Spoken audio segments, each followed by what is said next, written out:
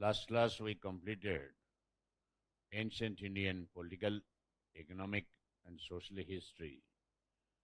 The topic being Pallavas, their culture contribution and all that. Before that we dealt with Harshavardhan of Pushyabhuti dynasty and the Western Chalukyas, then Pallavas.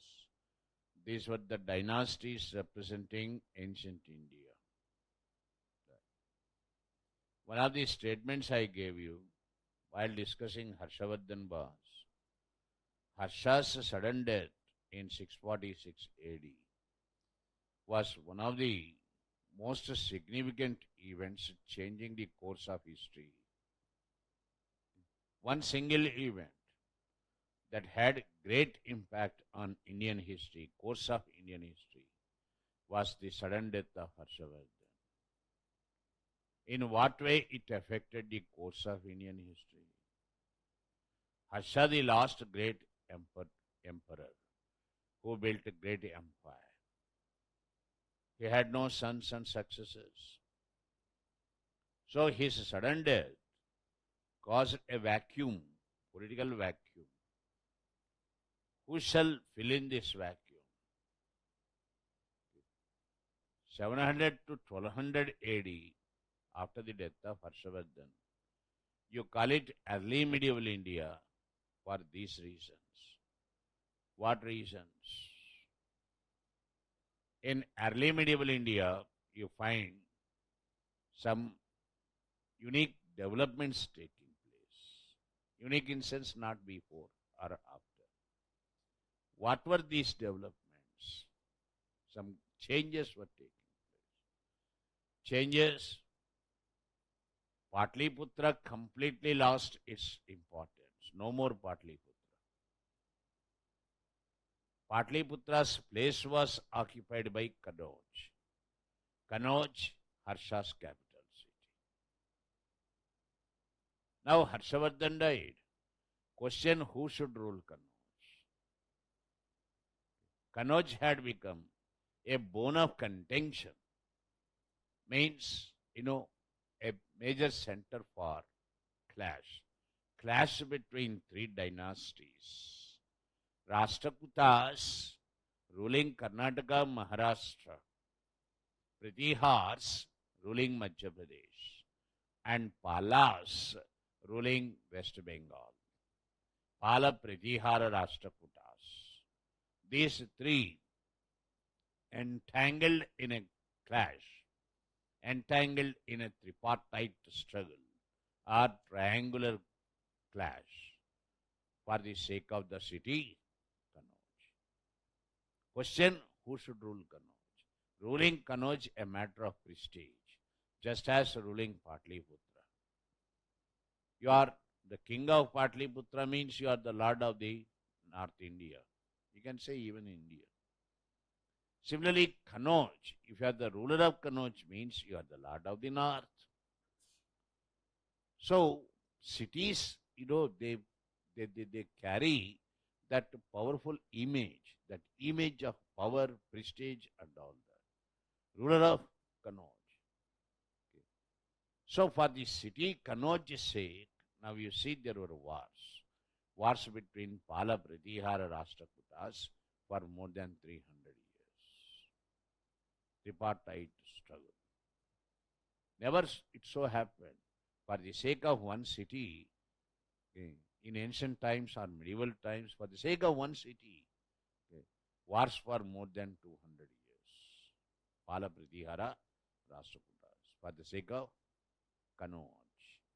Understand? Seat of Harshavardhan's empire. Secondly, the question asked in UPSC was this: when these wars were fought for the sake of city Kanauj, who survived for the longest period? These wars highly disastrous. They proved disastrous for all the three dynasties. Three dynasties, Pala, Pratihara, Rashtrakutas. They had devastating effects. In spite of that, who survived for the longest? Who survived for the longest? Rashtrakutas survived for the longest. Palas, Pratihars, they had definitely major effect because of these wars. Rashtrakutas survived for the longest, though they never ruled Kannauj. Very interesting point is, Rashtrakutas policy, if they can't rule Kannauj, better not allow others to rule. Either they or no one. That's the policy of Rashtrakutas. If Pratihars occupy, Rashtrakutas go and defeat Pratihars. And then Palas occupy, Rashtrakutas would defeat not only Palas but Pratihars also. Nor on their position they can rule the city Kannauj. Either they rule nor they allow the others to rule. That's their policy. Right. Second important thing was, you see the political map of India, 700 to 1200 AD. It was divided maximum to the extent that you can see 700 to 1200, okay, as many as 1200 regional kingdoms. 1200 regional kingdoms, sprang up in different parts of India. This type of political disunity, this type of political division of political map of North India, never it so happened. As many as 1200 kingdoms. Maximum decentralization of political power. Every locality a kingdom by itself. That's why 700 to 1200 AD, you call it as the highest stage of Indian feudalism. This is called feudalism. I told you, feudalism started as a political system from the Gupta times. 700 to 1200 AD, maximum decentralization of authority is seen. Highest stage of Indian feudalism. Heyday of Indian feudalism. Maximum decentralization. Constant aspect of Indian history is this: struggle for centralization versus decentralization. Mauryas tried to unite India. What happened? They could unite India for a while. After the collapse of the Mauryan Empire, you have decentralization. After Mauryas, you had Guptas. They tried to unite. After the collapse of Gupta Empire, again decentralization. Then Harshavardhan tried. After the death of Harshavardhan, again decentralization. Then you have Sultans and the Mughals. They tried their best to unite again. Collapse of Sultanate, collapse of Mughal Empire, again decentralization. Thanks to the efforts of British. They united India again. They united India again. They actually created the feeling India. Understand? After that, we got independence. We wish India shall remain united. Then God knows how it will long. It will survive. So forces are always there between centralization and decentralization. Right? Highest stage of decentralization, 700 to 1200 AD. Thirdly, I said there's a gap. Okay, vacuum now. Not gap, vacuum. Who shall fill in the vacuum? No powerful leader. Who shall rule the city Kannauj? And who shall fill in the vacuum? Suddenly you see in 700 to 1200 AD, rise of Rajputs. You have never heard of Rajputs? Before 1600, say 600, before Harshavardhan, okay, you have not heard of Rajputs. When there is a gap here, okay, vacuum there, to fill in that gap, to fill in that vacuum, you see a powerful community rising up called Rajputs. Who are Rajputs? In North India, every second person says, I am Rajput. Understand? I am Rajput. Strictly speaking, okay, going by Chandabardai court fight of Prithviraj. Okay, Prithviraj Raso he wrote. There he says only four clans are the real Rajputs. Who are these four clans? Chauhans, Pratihars, Paramars, and the Solankis. Solankis ruling Gujarat, Paramars ruling Malwa, Pratihars ruling Madhya Pradesh, and Chauhans ruling Ajmer. These were the only four actual Rajput clans. Got the point? Some, some of you are in the class, you have Guhadwalas, you understand, Chendelas. Okay. They claim the status of Rajputs. Okay. That's why when I gave this statement, one section of the class not happy because they come from all other clans than these four. Okay. Sir, we are also Kshatriyas. Okay. We are also Rajputs. Sahi bhai, Rajput. Yeah, another then question is, who are these Rajputs? Who are these Rajputs? Quite extensive studies were done with regarding the antecedents of Rajputs. Colonel Todd, British historian, actually company administrator Todd, he wrote Annals of Rajputana. For him, Rajputs were not natives. If you remember, I told you foreign dynasties, right? Indo-Greeks, Shekas, Kushans, got the point? Remember? They got amalgamated. They got assimilated very well in Indian society. They may have taken the final form of Rajput communities. Okay. Rajputs were definitely not foreigners. Not natives, according to Todd. Their texture, their body composure, texture, okay, ethnic features, their customs, traditions, they are not native. That's why Todd concluded that Rajputs must have been foreigners. Whereas Chandabardai, in his Prithviraj Raso says, Rajputs were born out of sacred fire.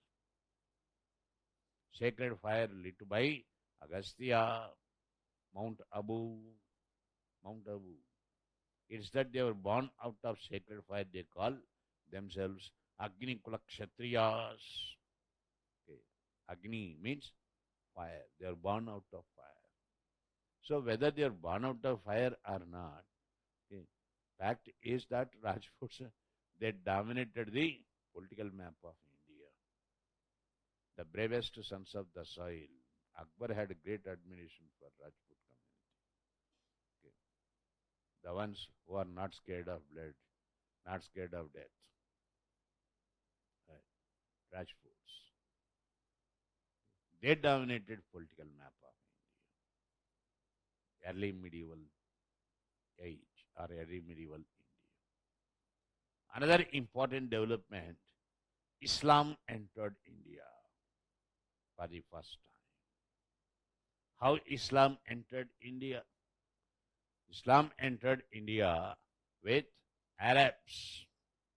Arabs first to conquer, first to not India, first to enter India by conquering Sindh, present Pakistan's Sindh part. There's nothing called Pakistan, Afghanistan at the time. Everything India, right? Arabs entered into Sindh in 711 AD. That's the first conquest of Islam in the soil India. Islam, a great religion, Islam. Unfortunately, religions, nothing wrong with religions. Followers corrupt religions. You had come to know how Buddha was corrupted. You remember? Yeah. Muslims shall talk about the noble aspects of Islam. Such a great religion. Understand? Noble aspects of Islam. Every religion has its own problems. Why to talk of problems? See the positive side. So that all of us can live in peace. and prosperity. Islam entered India with Arab conquest of Sindh. That also led to great developments. When I go to Arab conquest of Sindh, I will discuss that. These are all at the outset, okay, the developments taking place during 700 to 1200 AD called early medieval India. Take a note. Give the subheading early medieval India. Early medieval India. 700 to 1200 AD.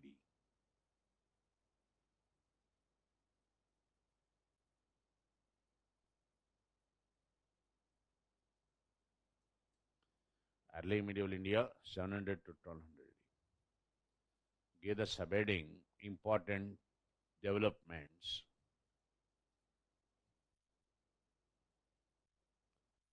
Important developments. Number one.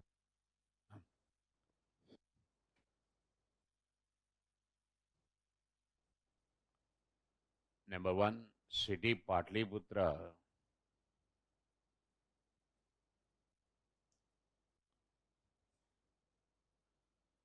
lost its importance.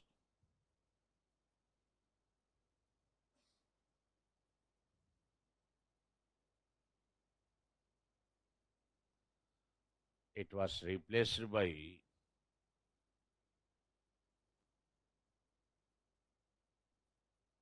Kanauj, Kanauj, Kanauj,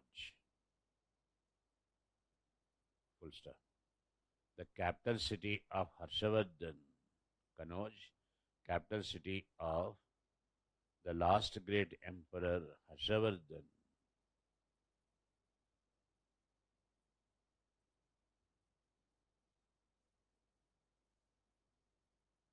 Next, number two. For the sake of Kanauj, for the sake of Kanauj,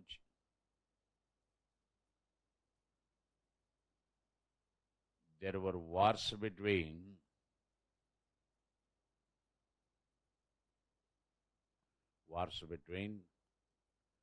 Palas, Pratihars,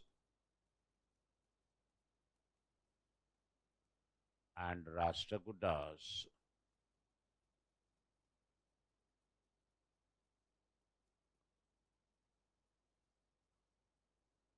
Palas, Pratihars, and Rashtrakutas. Full stop.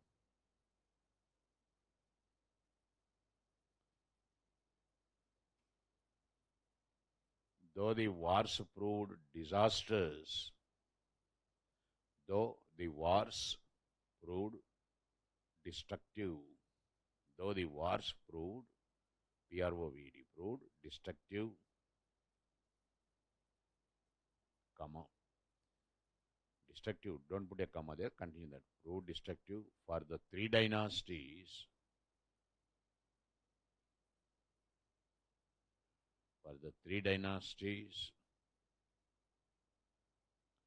comma, Rashtrakutas survived for the longest. Market important. Who survived for the longest? Rashtrakutas. That's the question. Rashtrakutas survived for the longest.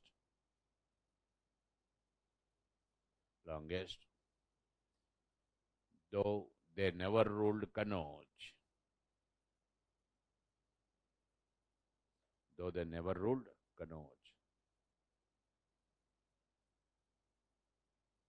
Next, number three.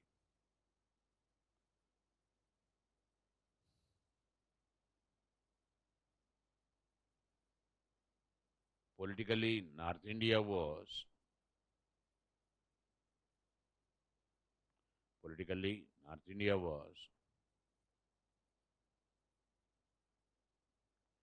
divided maximum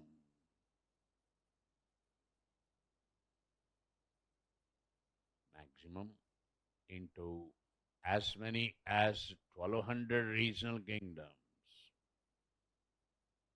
As many as 1200 regional kingdoms.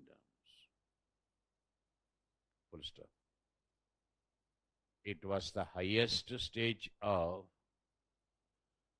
mark the statement, very important. It was the highest stage of Indian feudalism.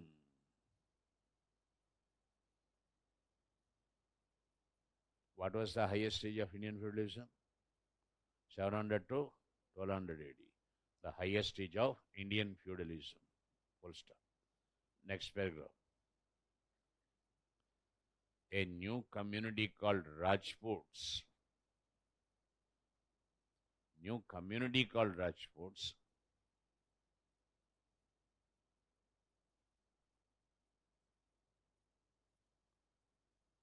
appeared for the first time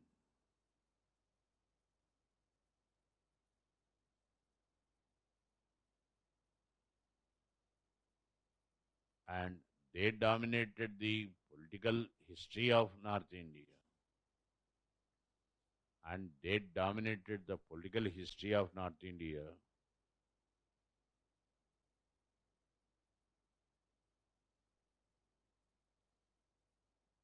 between 700 to 1200.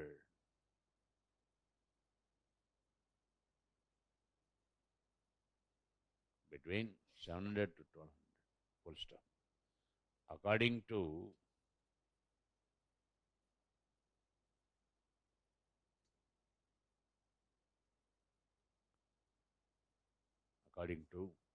English East India Company administrator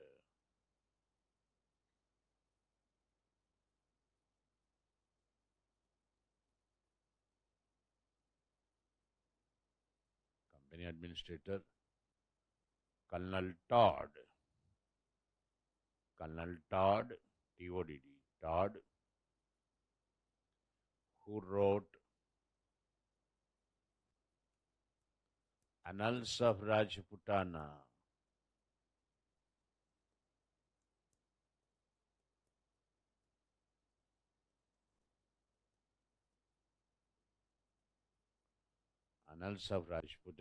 underline that.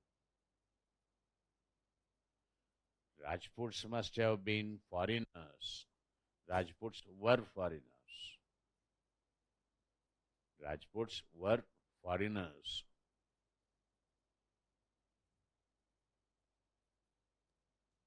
Full stop. According to Chand Bardai, C-H-A-N-D,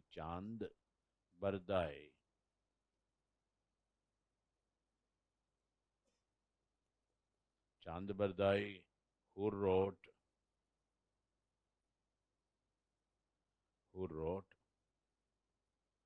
Prithviraj Charitra.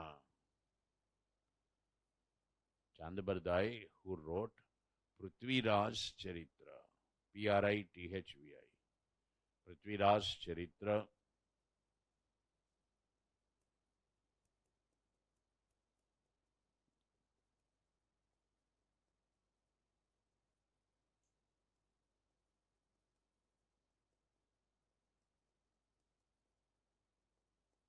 and Prithviraj Raso,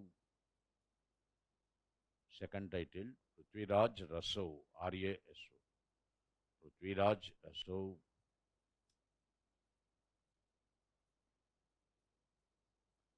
Rajputs were born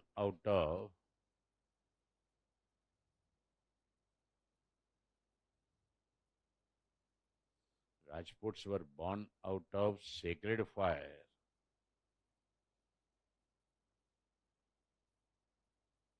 at Mount Abu.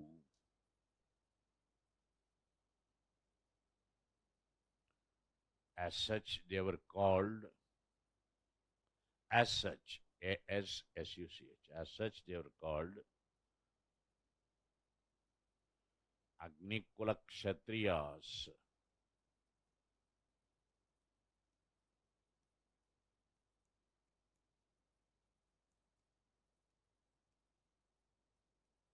Agnikula Kshatriyas. Full stop. However, according to Chand Bardai,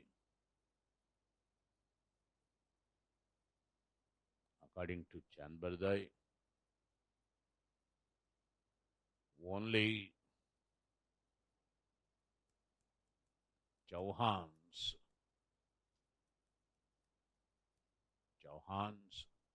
Solankis,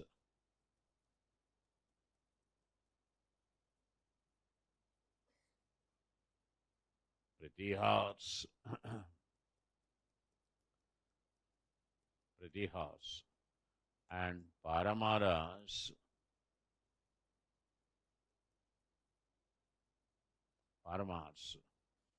were the real Rajput clans, were the real Rajput clans.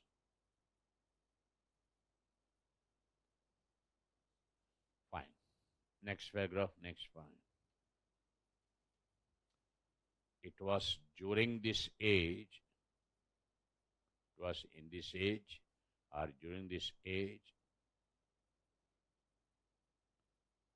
that Islam entered India.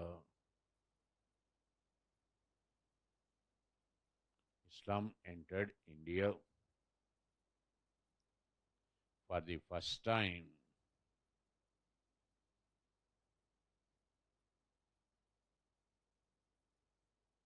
For the first time with Arab conquest of Sindh. Arab, A-R-A-B. Arab conquest of Sindh.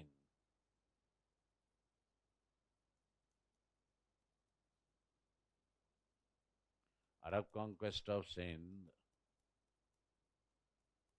in 712 AD.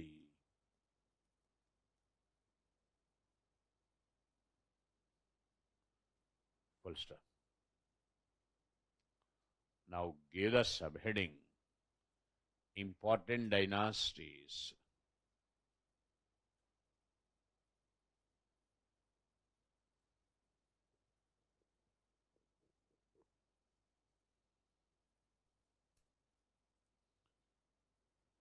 See, I'm just giving you a graphic representation here, right? So that you can remember the dynasties that ruling different parts of India. For your understanding sake, I am giving you the graphic presentation of the different dynasties. The dynasties to begin with, you have Rashtrakutas. Rashtrakutas ruling Karnataka and Maharashtra parts of India. The most powerful dynasty, I should say, Rashtrakutas. Okay. They ruled Karnataka and Maharashtra parts of Maharashtra. Okay. Then you have above Rashtrakutas, you have Solankis of Gujarat. Okay. They ruled Gujarat part. Then you have in Rajasthan, you have Chauhans. Chauhans ruling Rajasthan. Connected to Chauhans up to UP, you have Guhadwala dynasty. They ruled the Guhadwalas, UP up to Rajasthan, Guhadwalas. Haryana part of India was ruled by Tomars, Tomar. Tomars, my dear, they are the ones actual founders of the city Delhi. Delhi's actual name, the Lika, founded by Tomar dynasty. I think one of you, any one of you may be a Tomar here. Any Tomars? Well, quite popular community, Tomars. Okay. Powerful community, Tomars. Mahipal Tomar, the greatest of the Tomars. They were the ones who built the city Delhi, called the Lika. Okay. Then you come to Madhya Pradesh. You have proper Madhya Pradesh region ruled by Pratihars. Pratihars ruling Madhya Pradesh. Jodhpur. Okay. They come from Jodhpur area. That's why they are also called Gurjara Pratihars, coming from Gujarat region. Down the Pratihara kingdom, you have Paramars ruling southern part of Madhya Pradesh. Paramars and Rashtrakutas also had prolonged clashes with each other. The eastern part of Madhya Pradesh, Bundelkhand region, was ruled by Chandelas of Bundelkhand, Chandela dynasty. Then you have Kalinga, Odisha, ruled by Eastern Ganga dynasty, because you have Western Ganga dynasty ruling Mysore.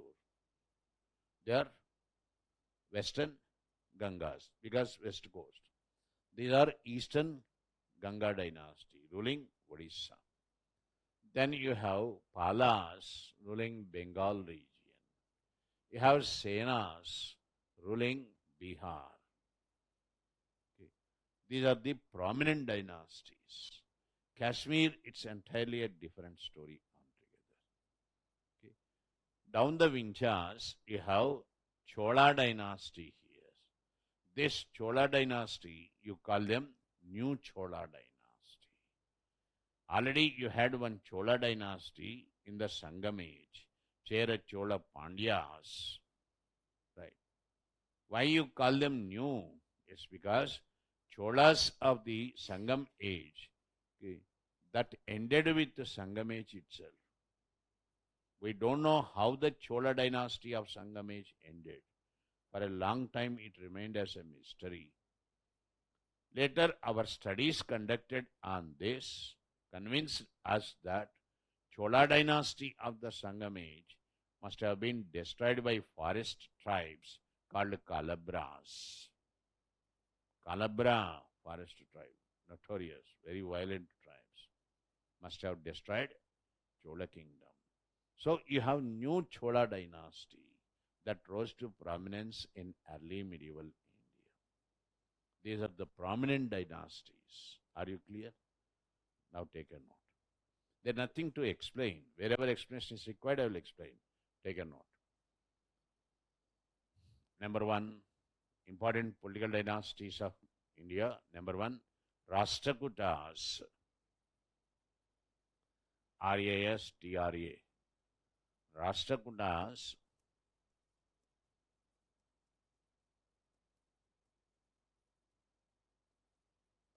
Rashtrakutas ruled present Karnataka and Maharashtra.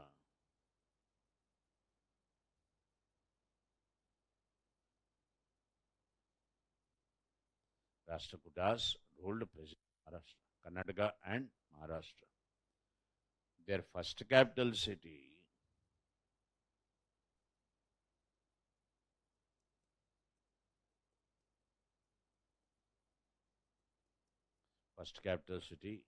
Elichipuram.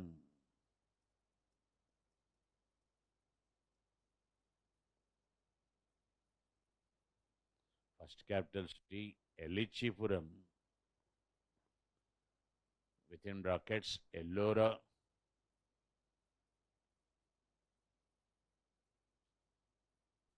Second capital city,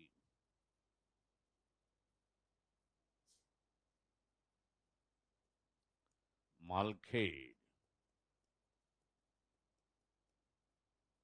Malkhed, which means Manyakatak.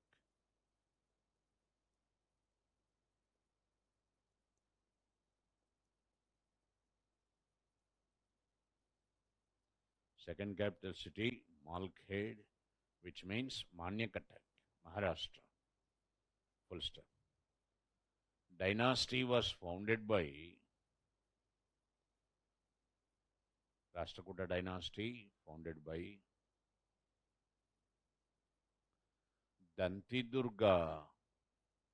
Danti, D-A-N-T-I. Durga. Danti Durga. Full stop. He constructed, very important, wherever you come across temples, mark it very, very, very important. You get questions on temple constructions. Very important.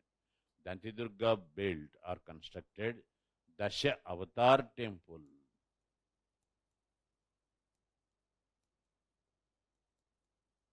At Ellora. Dashavatar, Avatar temple at Ellora. Full stop. Next paragraph. King Krishna I of the Rashtrakuta dynasty. Krishna I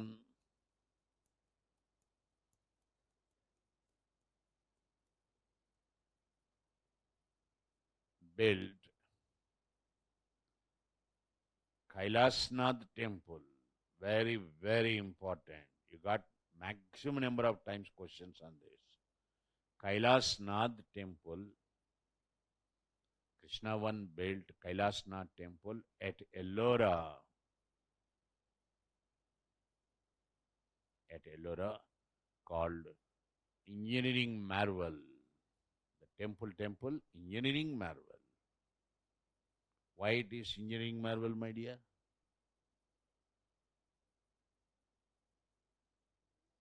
Huh? Oh.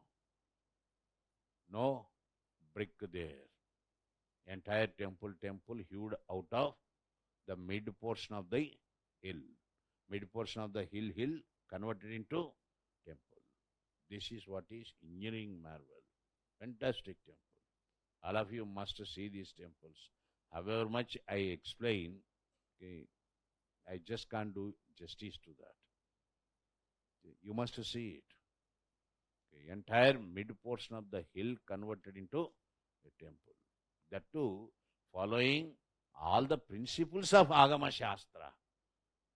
Are Dvajastamba, Mantapa, Mukhamandapa, Ardhamandapa, Garbhagriha. These are principles in a Hindu temple architecture. You must have Gopura. How you have done all that? This is what is, beyond our imagination. Okay? That's why it is called, this temple is called engineering marvel. Krishna I built the Kailasnath temple at Ellora. Next. King Dhruva, D-R-U-V-A, Dhruva, D-H-R-U-V-A. Either way, right is D-H-R-U-V-A, Dhruva. King Dhruva and Govinda III, Kings Govinda III, Kings Dhruva and Govinda III participated in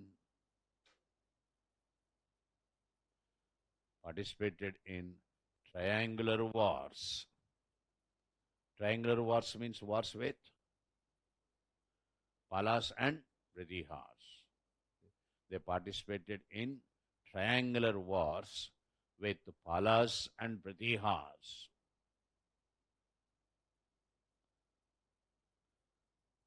Palas and Pratihars. They defeated both the dynasties.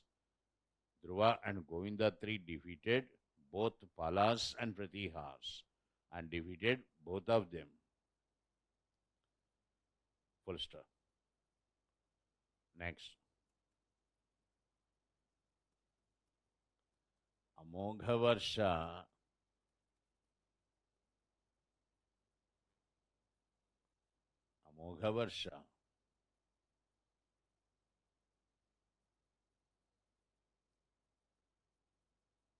The greatest of the dynasty.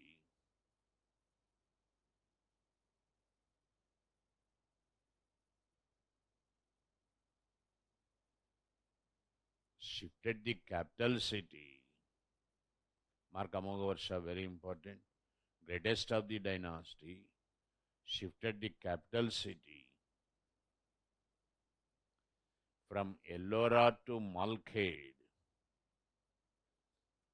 Ellora to Malkhed.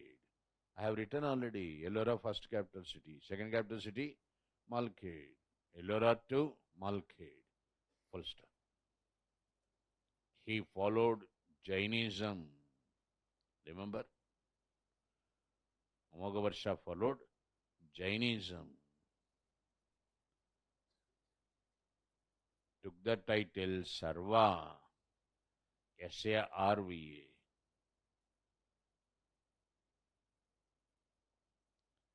His other title, Amogavarsha's other title, Nrupatunga.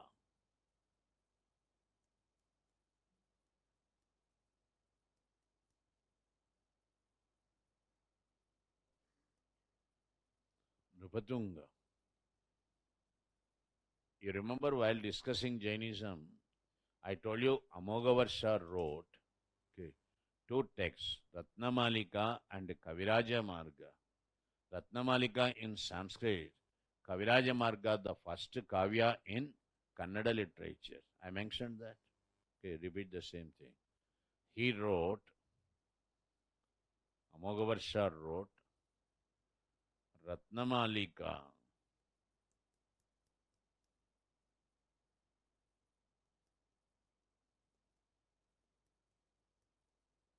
in Sanskrit and Kaviraja Marga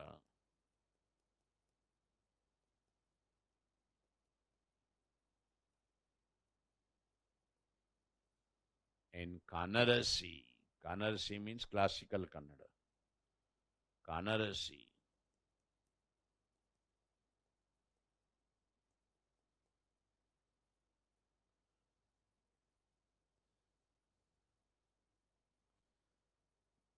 It is the first kavya, Kaviraja Marga, within brackets, first kavya in Kannada language.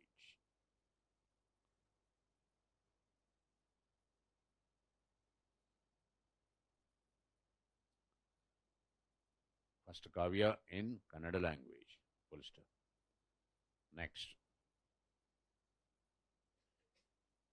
Rashtrakutas developed the next paragraph. Rashtrakutas developed the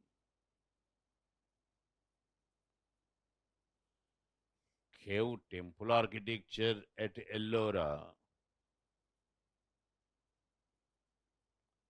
Cave temple architecture at Ellora.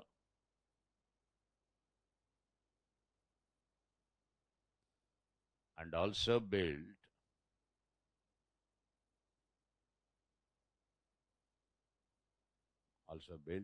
cave temples like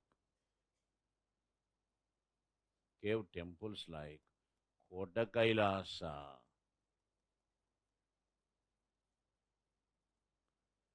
Kailasa, and Indrasabha. Mark these things, very important. Cave temples, other cave temples, Kota Kailas and Indrasabha. Mark it, very important. Next. Great scholar in mathematics. Great scholar in mathematics.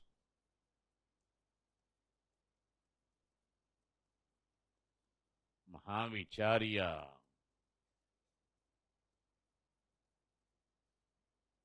Mahavicharya wrote Ganitasara Sangraha.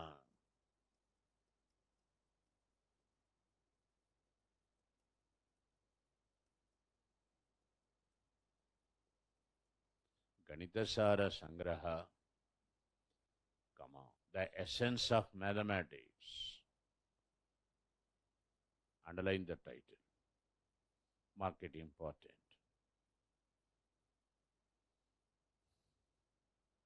Right. Now listen, class. Listen. After Rashtrakutas from Karnataka and Maharashtra, above that you have Gujarat, ruled by Solanki dynasty. While Solankis were ruling Gujarat, you have Turkish conquest started. Turks.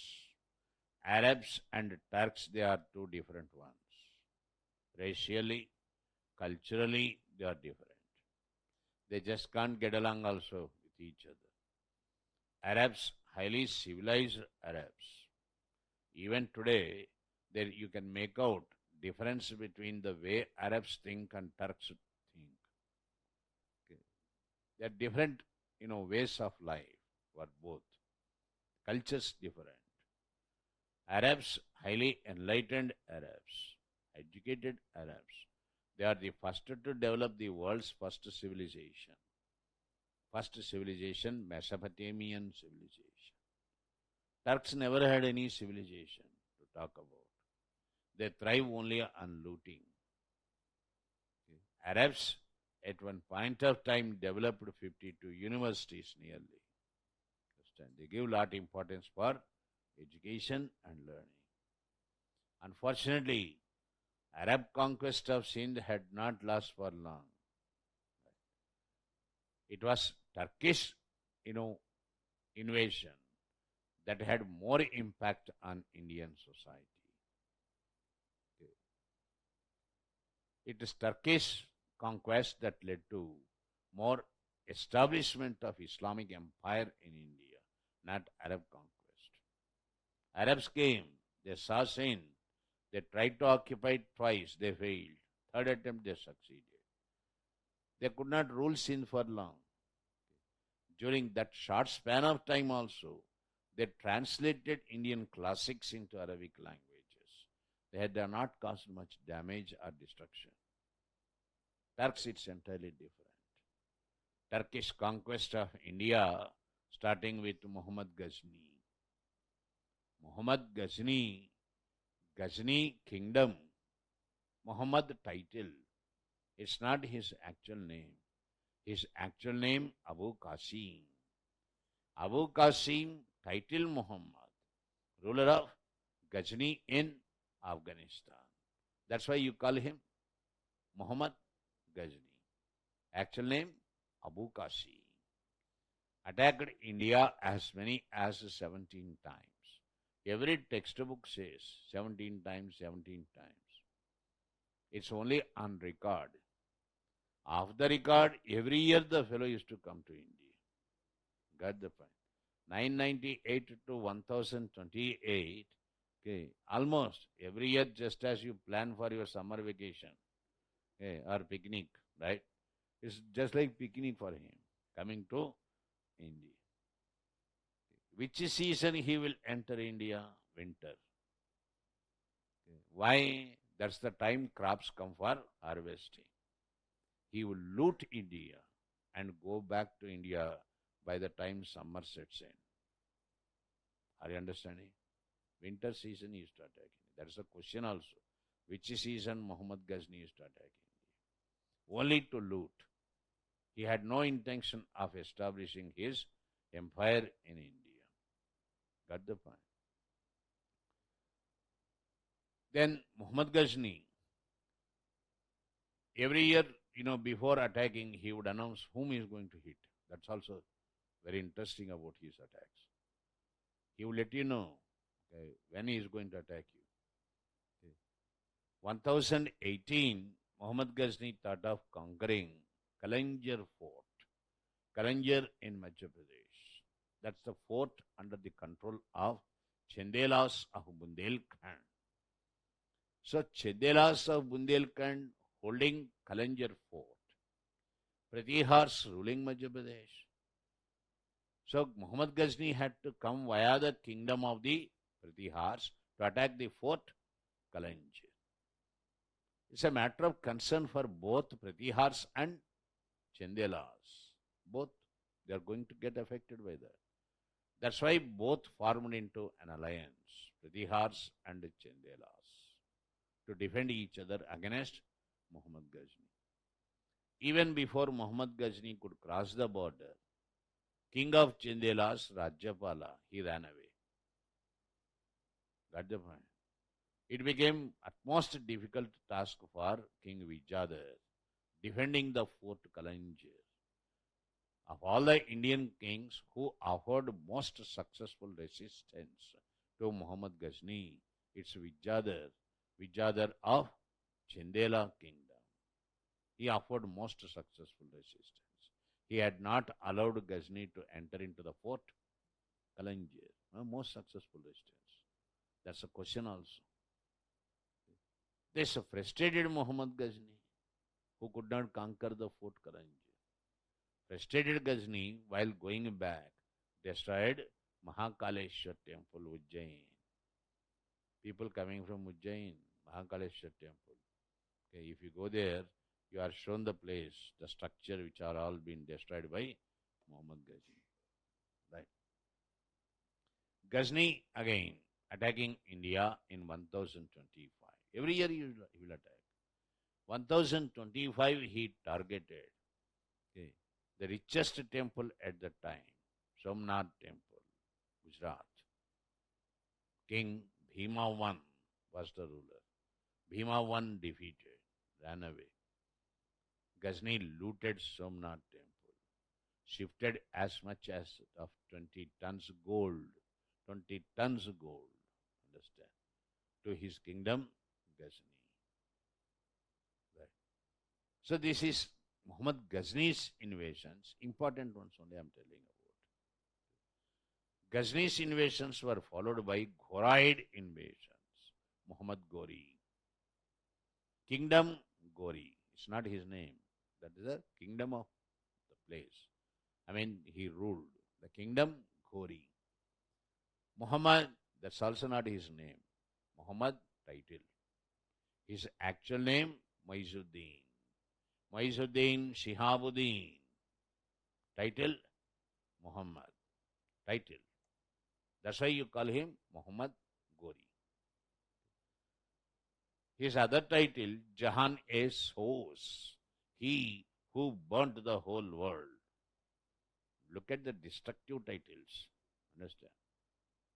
But Shikhan. But means statue or idol. But Shikhan means he who destroyed the idols. Who worship idols? Hindus worship idols. Muhammad Ghori's main intention was to transform India into Islam. Darul Kafir into Darul Islam. Kafirs means idol worshippers. In India, under Hinduism, you Hindus, you are worshipping idols, will destroy the idols, convert India into Islam. It's an open fact. Okay. What happened, you have got to tell it as it happened. Unfortunately, some people, they are so sentimental, get the point. They are taking it into heart. It happened in the past, why are you taking it into heart here? Huh? Muslims destroyed Hindu temple. Yeah, yes, that's a fact. They destroyed. ऐसा बता ना मुझे ना कैसे मालूम नहीं है कैसा बोलना है कि सेक्युलरिज्म क्या सेक्युलरिज्म है? It has nothing to do with that. You cause a destruction, you cause a destruction. There are certain good things, yes, there are certain good things also. Got the fine. Where it is good, we have to accept it is good. Where it is bad, we have to say it is bad. Why are you talking about destruction of Hindu temples? That will offend the sentiments. Sentiments in क्या है कि इधर बताओ मुझे. How else should I say? Okay, history textbooks, please rewrite again. You are telling it in the classrooms, your textbooks are written that way. I am not a PhD research scholar. Whether they destroyed temples or not, it is not my duty to establish. Okay. It's a fact that they have destroyed. Accept it. Somnath temple, destroyed. Shivalinga broken into pieces. Okay. Muhammad Ghori's invasions, Ghazni's invasions, followed by Muhammad Ghori. He made an attempt to convert India into Islam. Into Islam. First, he tried to enter India via Rana of Kutch, Gujarat. At that time, Gujarat was ruled by very powerful kings. Powerful kings, Mulraj and, the other one, Bhima too. These two inflicted a crushing defeat upon Ghori. Ghori very badly been defeated in the Battle of Mount Abu, 1179. Took quite long time for him to recover from the shock, Muhammad Ghori. Then this time he decided to attack India via Punjab. Second attempt. At that time, Prithviraj was ruling. Okay, Prithviraj Chauhan, the ruler of Ajmer, he encountered Gori. That led to what is called Battle of Tarain, first Battle of Tarain, 1191. There also Gori very badly defeated. Okay. See, these things make one thing clear: no chance of foreigners entering into India unless and until we ourselves help it. Got the point?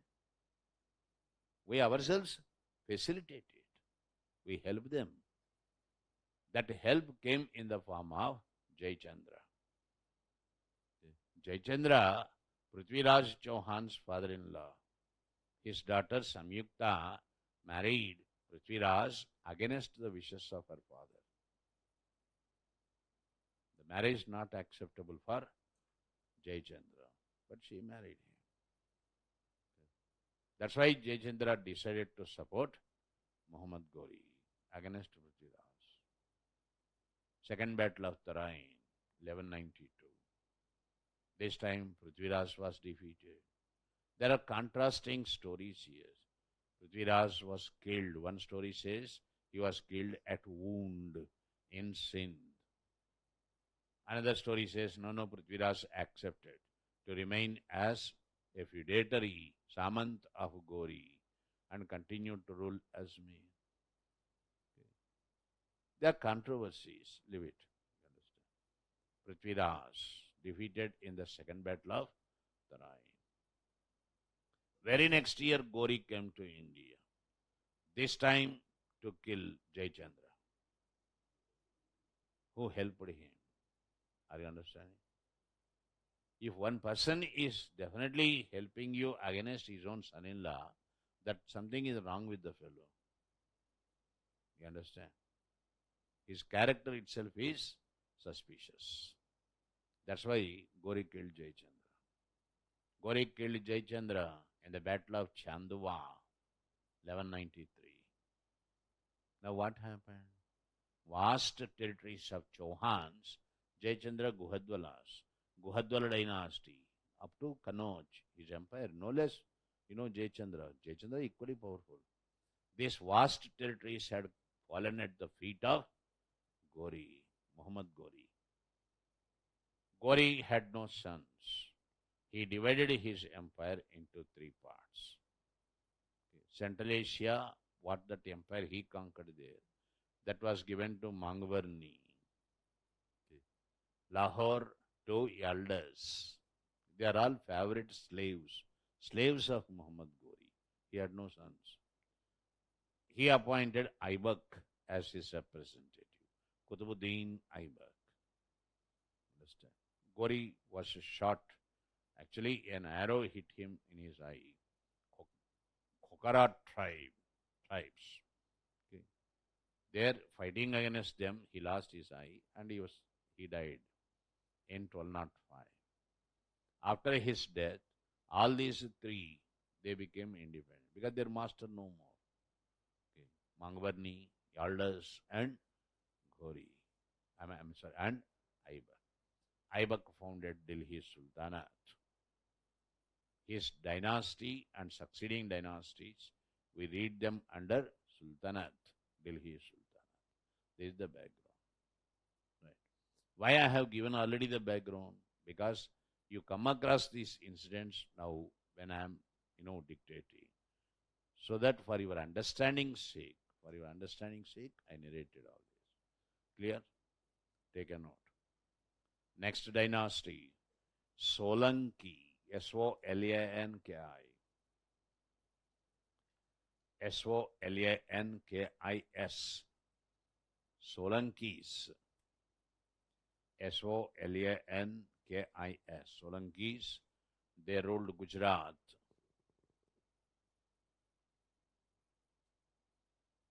Solankis ruled Gujarat with the capital city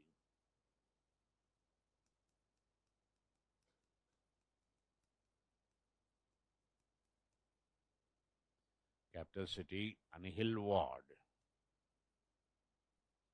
Their capital city Anihilwad, A-N-I, Hilward. Hilward. Full stop. Dynasty was founded by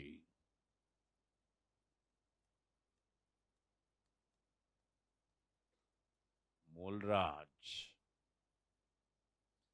Mulraj.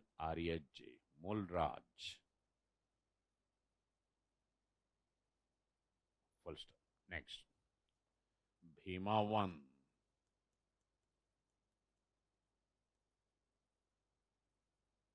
Bhima 1 was defeated by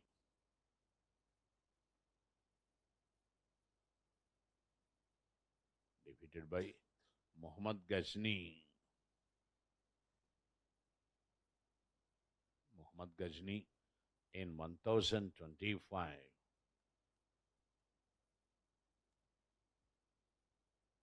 1025.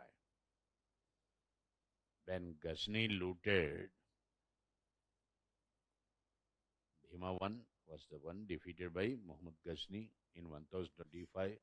When Ghazni looted the Somnath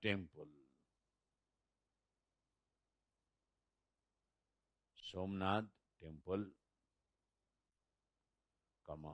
the richest temple in India. Somnath temple, the richest temple in India at that time.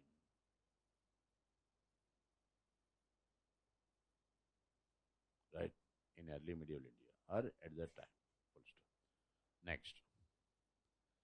Mulraj II and Bhima II. See here, Mulraj II and Bhima II. Mulraj II and Bhima II together defeated Mulraj II, Roman figures, II. Mulraj II and Bhima II together defeated Muhammad Ghori.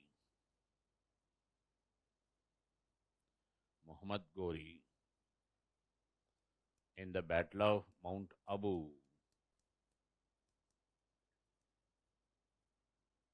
In in 1179. 1179. Full stop. Next. Finally, Alauddin Khilji.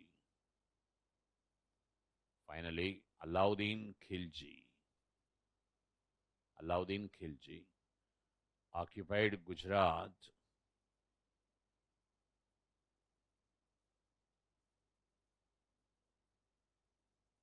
Why are you struggling here? Alauddin, can't you write Alauddin Khilji? Huh? Alauddin. Sanskrit names you can't write. Persian names you can't write. In modern India, English names also you can't write. Huh? Alauddin Khilji. Finally, Gujarat was conquered by Alauddin Khilji in 1295, 1296, in 1296. Full stop. Next, after Gujarat, next give the subheading Chauhans. Next dynasty, Chauhan, Chauhan, Chauhans ruling Ajmer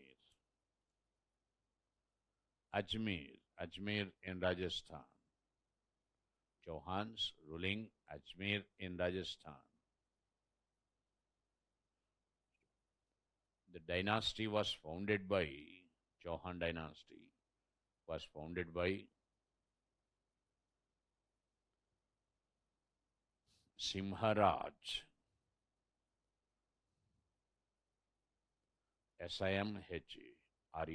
Simharaj. Simharaj Chauhan. Full stop.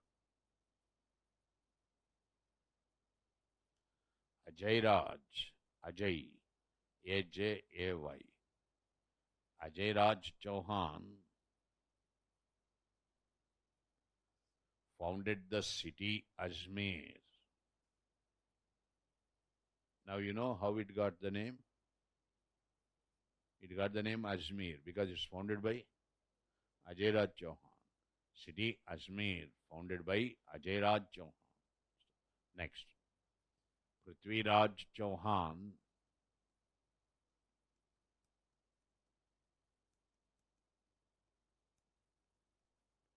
Prithviraj Chauhan was the greatest.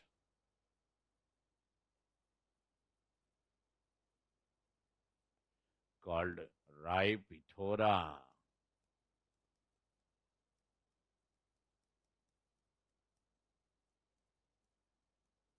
Rai Pithora. Full stop. He married Samyukta. Prithviraj married Samyukta. Samyukta, comma, daughter of Jayachandra. Daughter of Jayachandra, much against the wishes of Jayachandra. Much against the wishes of her father.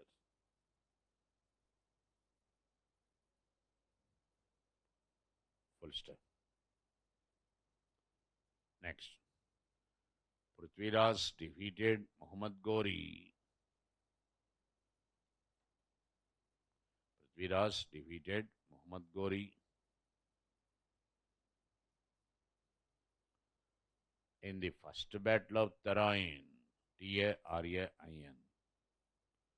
First battle of T capital letter T-A-R-A-I-N. First battle of Tarain, 1191. 1191.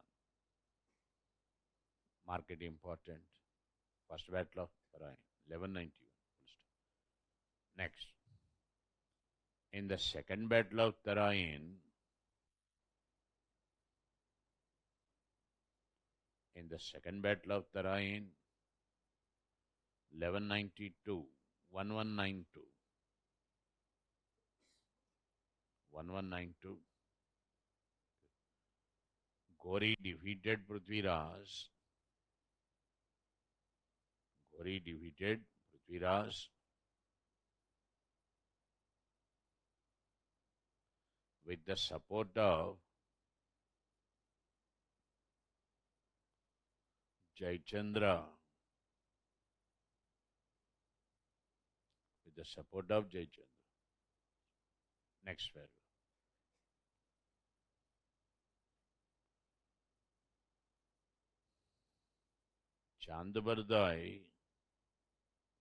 Chandbardai, C-H-A-N-D, Chandbardai, B-A-R-D-I. Chandbardai wrote Prithviraj Charitra,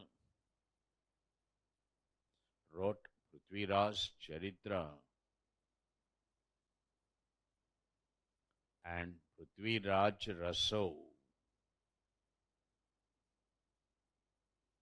Underline Prithviraj Charitra and Prithviraj Raso, R-A-S-O, Raso.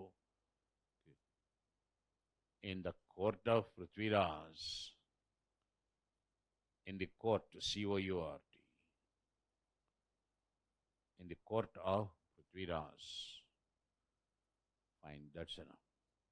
Next, give the subheading Tomar dynasty. Tomar, T-O-M-A-R. Tomars ruled present Haryana.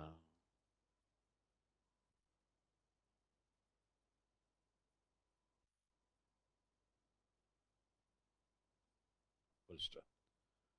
They were the ones who founded. Tomars were the ones who founded the city. Tomars founded the city. Delhi, actually called Dallika. Actual name of the city, Delhi, Dallika. Full stop. Market important. Next. Mahipal Tomra Mahipal, Mahipal, Mahipal Tomra was the greatest.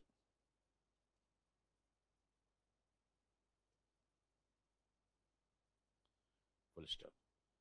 Govindaraj, Govindaraj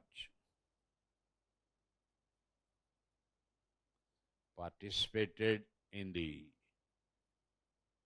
Govindaraj supported Prithviraj against Muhammad Ghori.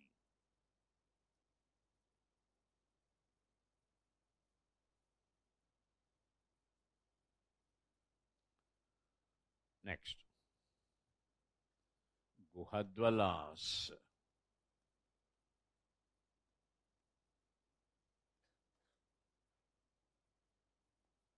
Guhadwala dynasty, Guhadwala dynasty,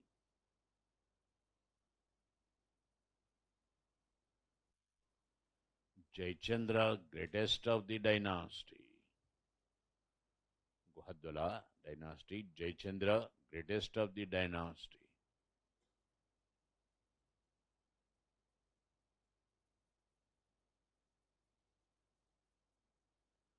Helped Ghori in defeating his son-in-law Prithviraj,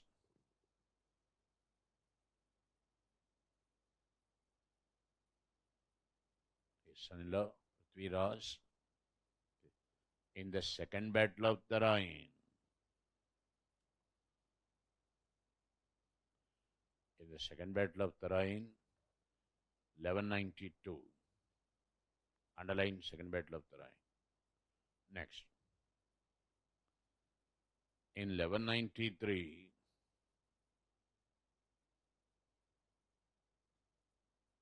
Ghori killed Jayachandra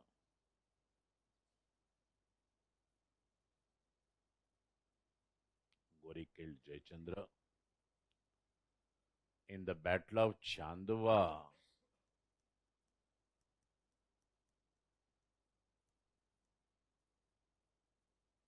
In the battle of Chandua, 1193. Full stop.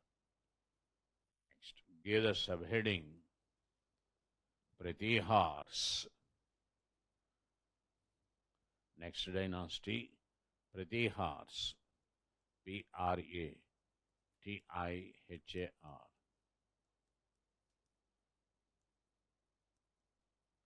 Pratihars ruled Madhya Pradesh. They ruled Madhya Pradesh with the capital city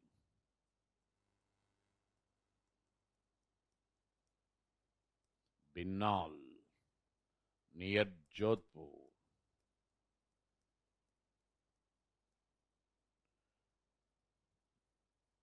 Binnal near Jodhpur. Full stop. They were also called as Pratihars, also called as Gurjara.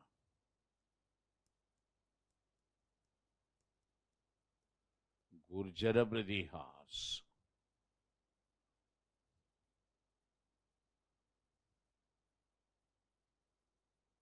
Gurjara Pratihars. Full stop. Next. Mihir Bhoj. Mihir.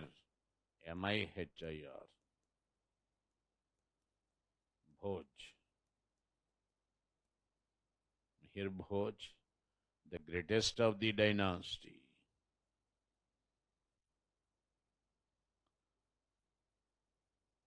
Mihir Bhoj, greatest of the dynasty. Full stop. It was during his times, during the times of Mihir Bhoj, it was during his times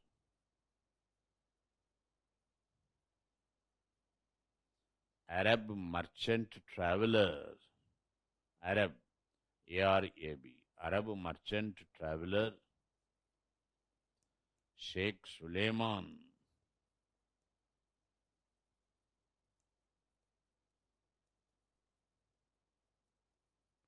Sheikh Suleiman visited the court of Bojraj. Suleiman visited the court of Bojraj.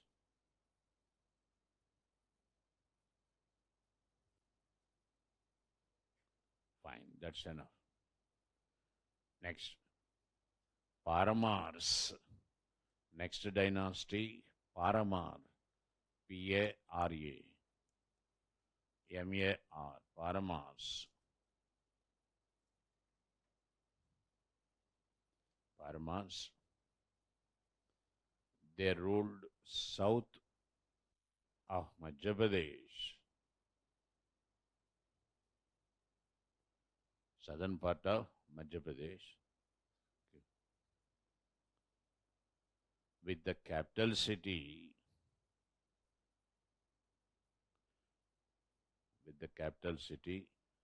Dharanagar.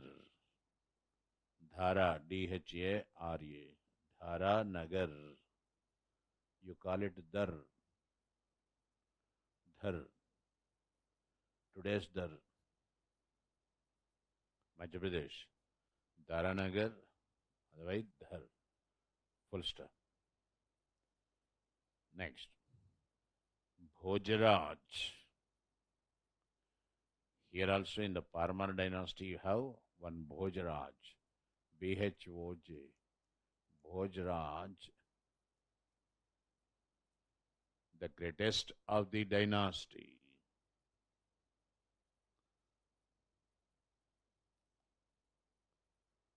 Greatest of the Parmars. Class, listen. We are not clear about Kalidas, whether he comes under the court of Chandragupta Vikramaditya II or Deshbhojraj. Because in the writings of Kalidas, he very often refers to Dharanagar. Dharanagar, capital city of Paramaras. Bhojraj himself a very great scholar in Sanskrit language. He wrote Samarangana Sutradhara, Bhoja's classical work. UPSC asked a question, what is the theme of the text Samarangana Sutradhara? I will give you choices, kindly try to figure out. What is Samara?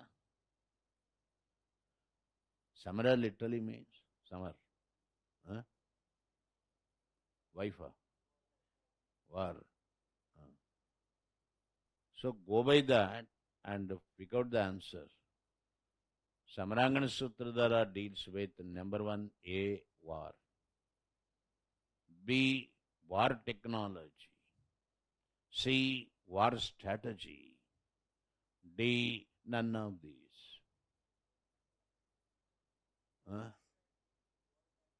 War tactics.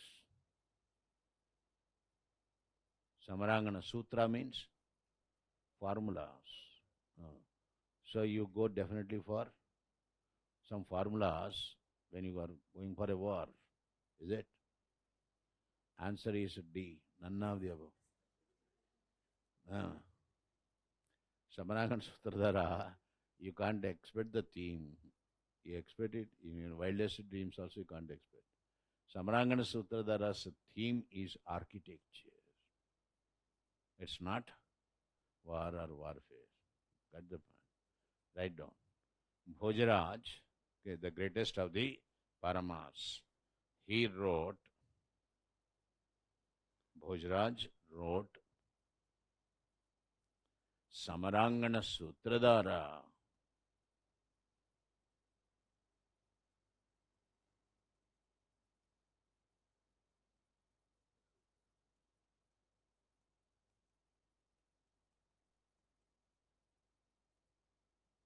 Samarangana Sutradhara, underlying Samarangana Sutradhara, which deals with architecture.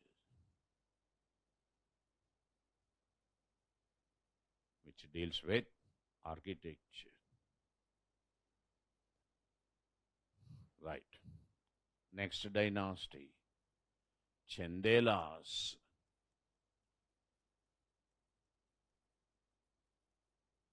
of Bundelkhand.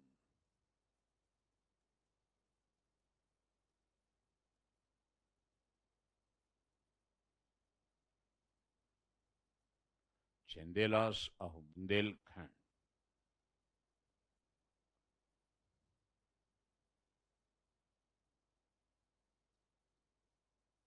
King Vidyadhar. Vidyadhar.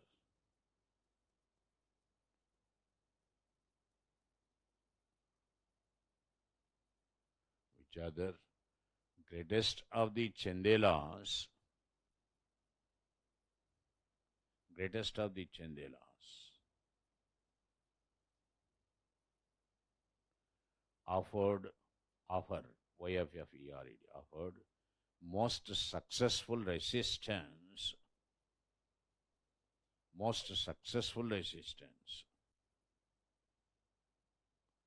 to Muhammad Ghazni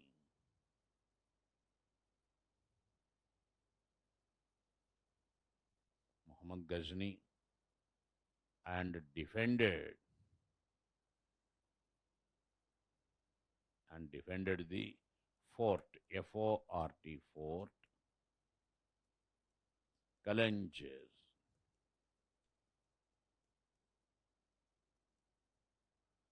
Most successful resistance and defended the fort Kalanjar in 1018, when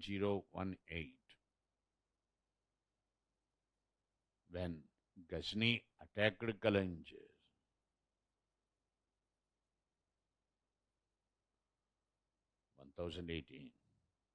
Yeah, that goes without saying that. No, 1018 you can put a full stop. When Ghazni attacked Kalanjar. It's okay. Full stop. Frustrated Muhammad Ghazni destroyed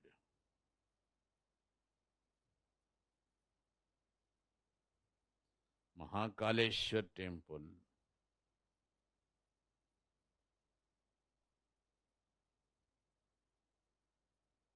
at Ujjain.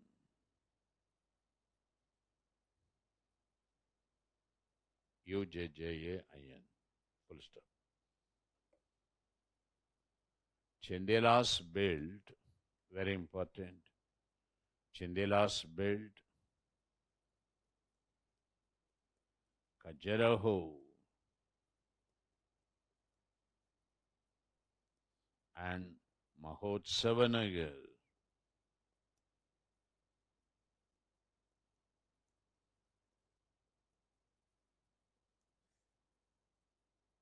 Khajuraho and Mahotsavanagar temples, them important. When I go to temple architecture, I'll be discussing the architecture styles of all these Khajuraho temples. Full stop. Next, after Chandelas, Eastern Ganga dynasty. They ruled which area? East. Kalinga. Very good. Eastern Ganga dynasty.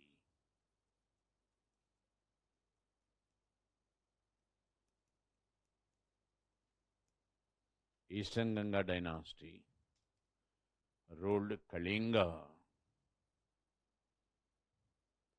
Odisha, Kalinga. Full stop.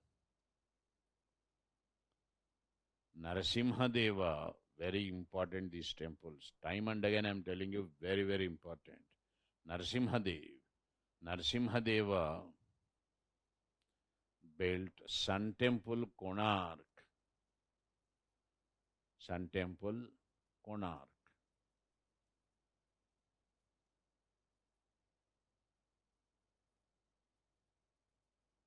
Sun Temple, Konark. Next. Ananta Chodagangadeva Anant,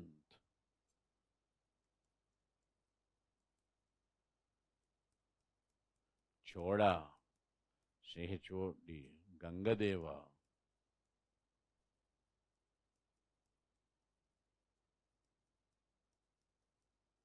Ananta Chodagangadeva built Puri Jagannath Temple.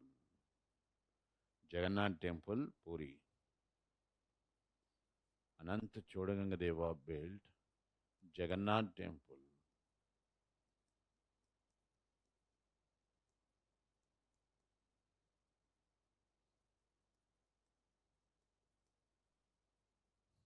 Next. Jagati Kesari. Jajati Kesari. Jajati Kesari or Jagati Kesari. He built Lingaraja Temple.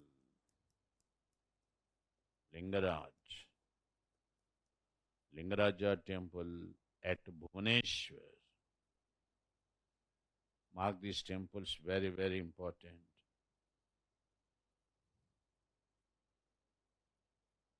Right. Next.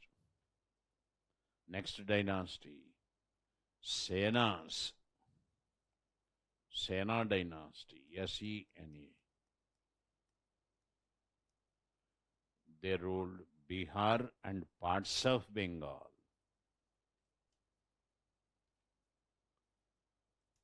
Senas ruled Bihar and parts of Bengal.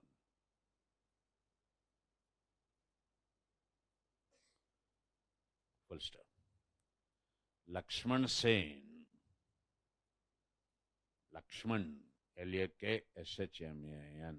Lakshman Sen, Sen Sen, was the greatest of the dynasty.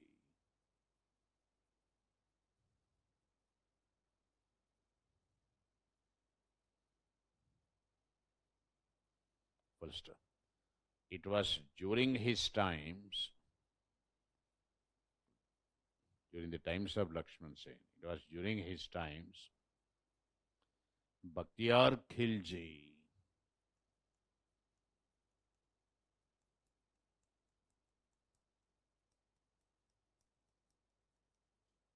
you remember Buddhism? During his times, Bakhtiyar Khilji attacked Nalanda University. Attacked Nalanda University in 1197.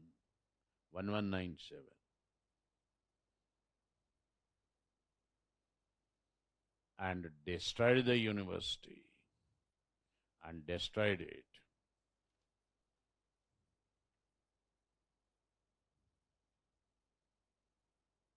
Remember this? While discussing Buddhism, I told you, Ratnagarbha was ravaged to dust. Jayadev, very important. Jayadev, author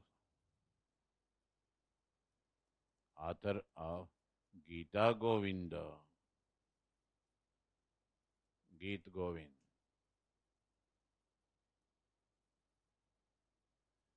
Gita Govindam, underline Gita Govindam or Geet Govind, belonged to the court of Lakshman Sen. Jayadev belonged to the court of Lakshman Sen.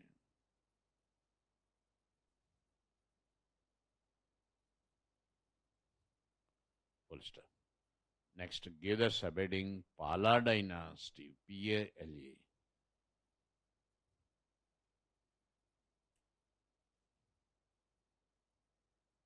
Pala dynasty ruled Bengal.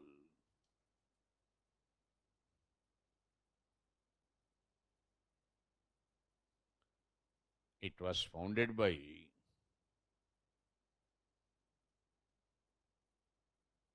Pala dynasty, founded by Gopal, an elected king.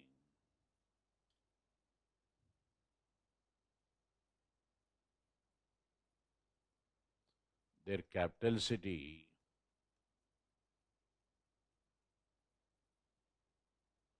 Monghyr, Monghyr,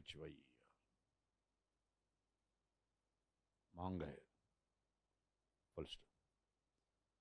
Next, Gopal founded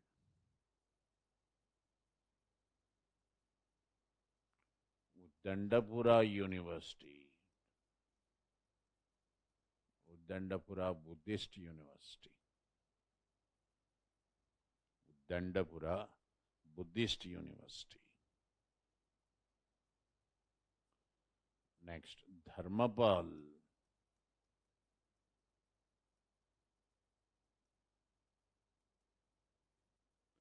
Dharmapal, the greatest of the Palas,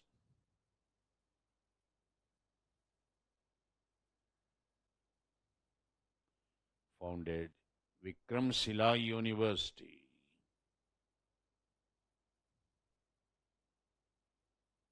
Vikramshila University. Full stop. He was the only Pala king. He was the only Pala king who conquered and ruled Kannauj. Are you understanding? Who conquered and ruled Kannauj. Kannauj was the most sought after, bone of contention between Rashtrakutas, Pratihars and the Palas. Only Pala king who could conquer Kannauj and rule it. It was Dharmapal. Full stop. The only ruler to conquer Kannauj and to rule it. He took the title. Dharmapal took the title Uttarapada Swami, the Lord of the North. Uttarapada Swami, Uttarapada Swami, the Lord of the North.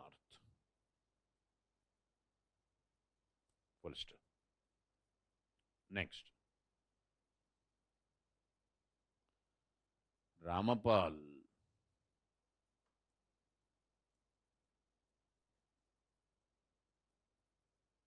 founded Jagaddala University.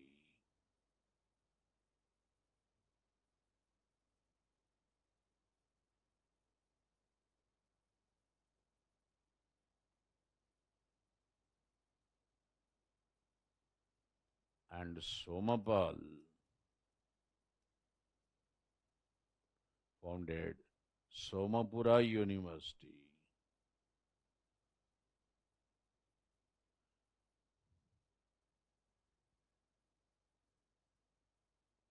Full stop. Mahipal was the last great ruler.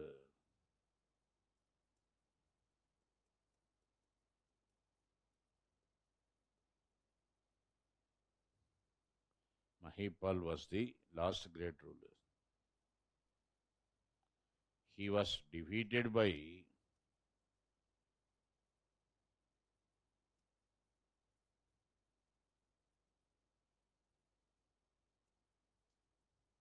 Mahipal was defeated by Rajendra Chola.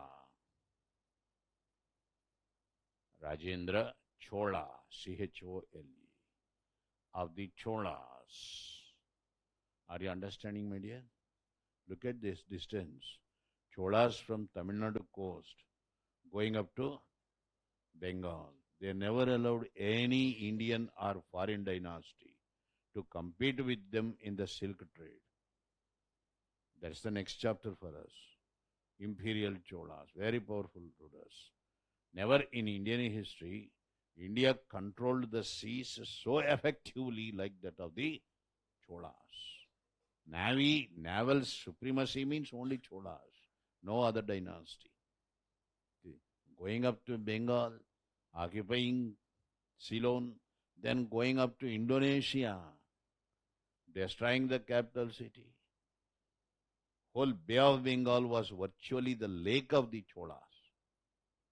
Right. Maldives, the main center for great shipbuilding industry of the Cholas. Okay, when I go to the next chapter, I will tell you. Okay, so Mahipal was defeated by Rajendra Chola of the Cholas. Okay, these are the popular dynasties. When you go to the history of Kashmir, right, you have only three important names there. Kalhana wrote Rajatarangini, Tarangini, the stream of the kings, ruling Kashmir. Karkotaka, Utpala, Yashkara, Sri Samsthina, Puragupta, these are all the dynasties ruling Kashmir. Class, remember, Kalhana's Rajatarangini first systematically written historical text in the Indian history. While discussing Bhana Bhatt, I told you Bhana also wrote Harsha Charitra, but that is full of exaggerations, hyperbolic statements. Okay. Objectively writing, I mean, as things happen. Historians' main duty is to reflect history as it happened. You don't have place for your personal opinions there, your prejudices there. How Kalhana could write it so well? Credit must be given to Muslim historians, let me tell you. Anything great about Muslim historians, Hindus won't accept. Anything great about Hindus, Muslims are not accepting. This is the problem, intolerance levels. Right? Something good, you have to accept it. Okay. Persian, Arab historians and Persian chroniclers, they are too good in writing history. In sense what? They talk as things happen. Anything exaggeration, there are exaggerations also. I am not giving a clean sheet for all Arab and Persian historians. There also their people's tendencies should be different. But by and large, they follow this, practice, writing history as it happened.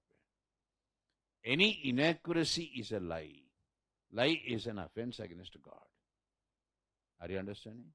So if you are writing history, you must be accurate in your facts. You must be correct in your facts. Get the point?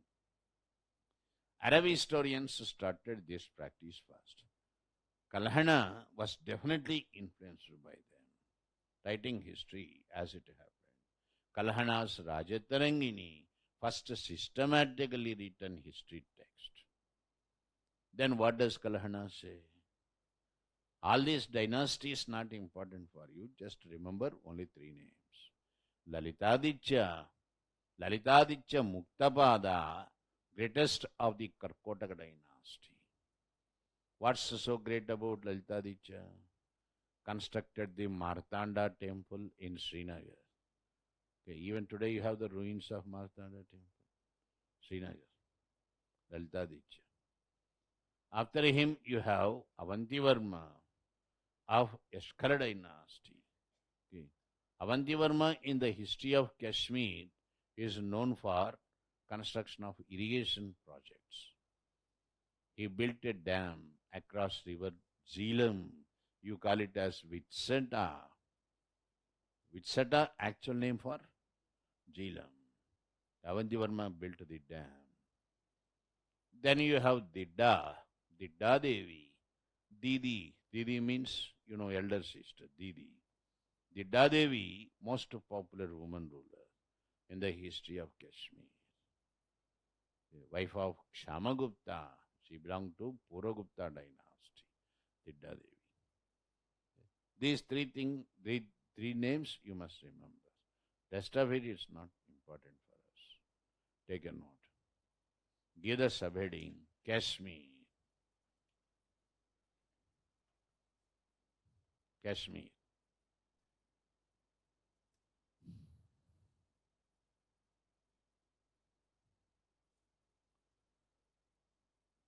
Kalhana's Rajatarangini.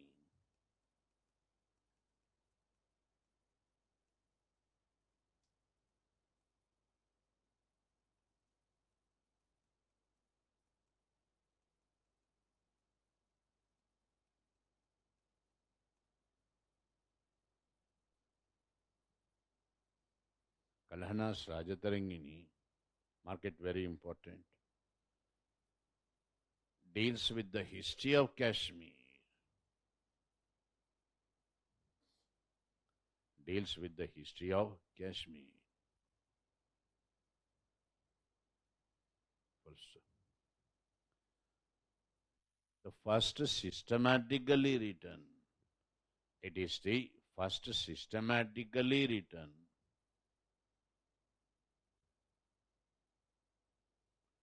history text in Indian history.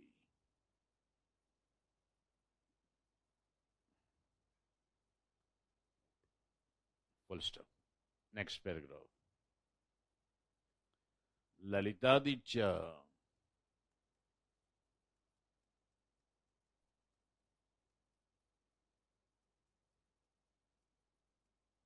Muktapada, his full name. Lalitaditya Muktapada, the greatest of the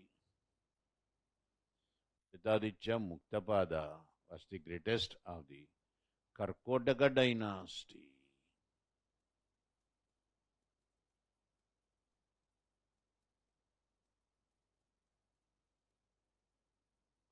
Karkotaka dynasty. Full stop. He built the famous, Lalitaditya built the famous Martanda temple.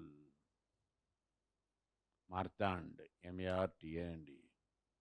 Martanda temple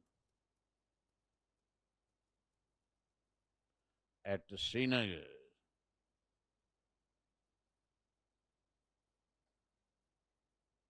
Full stop. Next. King Avantivarma. Next paragraph. Avantivarma.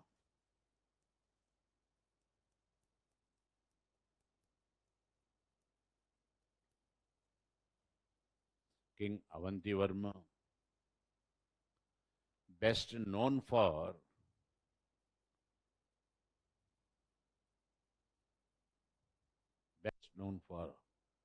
developing irrigation systems.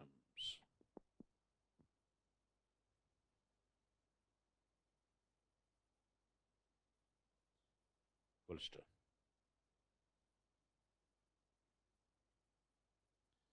He built a dam on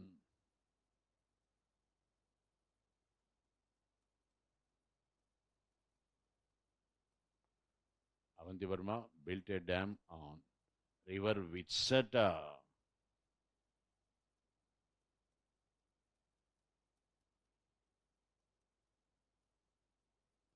Vitsata, which means Jhelum.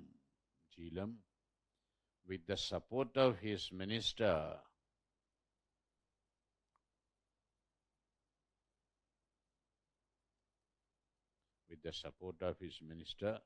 Suya, S-U-I-A, Suya.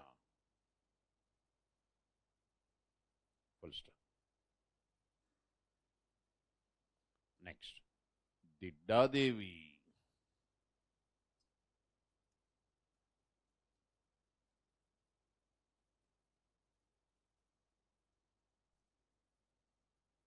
Didda Devi, the most popular woman ruler.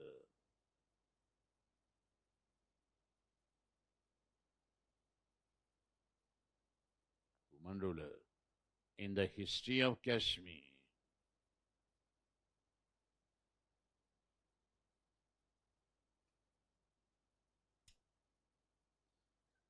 Full stop. She was the wife of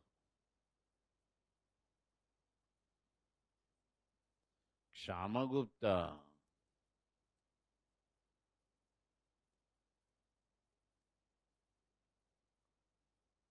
and belonged to and she belonged to Purvagupta dynasty. Purva, P-O-O-R-V, Purvagupta dynasty. that's enough on Kashmir. They are the important dynasties. Okay. I don't attach any importance for this topic because we have to cover, we have to cover it. We have covered it. That's all. Political history, not much important. Okay. Then you have to go to Cholas, very important. Major developments had taken place in the history of the South. You go for your break, after that I'll take Cholas. Right. When it comes to the Cholas of early medieval times, they were new. New in the sense you already had one Chola dynasty of the Sangam age, Chera Chola Pandyas. In Sangam age, 2nd century BC to 3rd century AD, we already discussed about great literature developed and all that. Cheras, Pandyas, they continued to survive. They survived even after Sangam age. Whereas Cholas, they disappeared. They are not to be seen. What happened to the Chola dynasty of the Sangam times? Why they had not been continued? Why they had not continued even after the Sangam age? For a long time, it remained as a question mark, very big question mark. I told you our research done on this area made us understand that Chola dynasty, that empire, must have been destroyed by forest tribes called Kalabras. You must have seen the movie Bahubali. In Bahubali, you have a tribe, Kalakayas. Kalakayas, that leaders speaking in a different slang. You remember? Kalakayas, notorious tribes. Okay, wherever they go, once they see the place, they won't relent unless they destroy it. Okay, forest tribes, Kalakayas. Similarly, Kalabras, okay, they caused massive destruction. Chola Empire must have been destroyed by Kalabra tribes. For nearly 600 years, Chola kingdom, okay, was in rather, anarchic state. Okay. There was practically no civic habitation there. Huan Sang visited Chola kingdom. Huan Sang, who visited the Harsha's empire, okay, he also visited Western Chalukyan kingdom and the Chola kingdom. All along the, India, he went around the places all over India. In his textbook C.U.K., Yuan Sang called Cholamandalam Chuli A, kingdom of the Cholas, infested by robbers, wild animals, definitely not convenient for civic habitation, according to Yuan Sang. Settling the things in right place. From 8th century onwards, you see a new dynasty coming to picture in Chola kingdom. That dynasty, you call them New Cholas, Neo Cholas. This dynasty founded by Vijayalaya Chola, Vijaya Alaya, Vijayalaya Chola, a Samant, feudatory, that means a subordinate ruler of Pallavas. You remember Pallavas of Kanchipuram? Okay, I told you Pallavas of Kanchipuram, Narasimhavarman, Mahendravarman, like that. Their Samant ruler, subordinate ruler, Vijayalaya Chola. Vijayalaya supported Pandyas against Pallavas. His masters Pallavas. He joined hands with Pandyas. Unless you bring down the Pallavan dynasty, you can't establish yourself. That's the idea. So he joined hands with the enemies of Pallavas, Pandyas. He conquered Tanjore, otherwise Tanjore. Tanjore became the capital city of the new Chola dynasty, Tanjore. Tanjore. After Vijayalaya, you have Aditya. Aditya Chola, he conquered entire Cholamandalam. Cholamandalam, otherwise called Coromandel coast. Okay. Chola, Kola, you can pronounce it either way. Kolamandalam or Cholamandalam. That's how the word Coromandel coast is derived. Aditya was the first independent king, okay, to rule Chola Empire. After Aditya, you have Parantak. Parantak, very important for us from the examination point of view. When Parantak was ruling the Chola kingdom, okay, Rashtrakutas attacked Chola kingdom. Okay. If you remember, I told you, whoever that ruled Karnataka region, okay, they would definitely have clashes with the dynasties ruling with Tamil Nadu. Okay. Western Chalukyas, Pallavas, they had clashes with each other. Rashtrakutas ruling Karnataka and Maharashtra, now they started attacking Chola kingdom.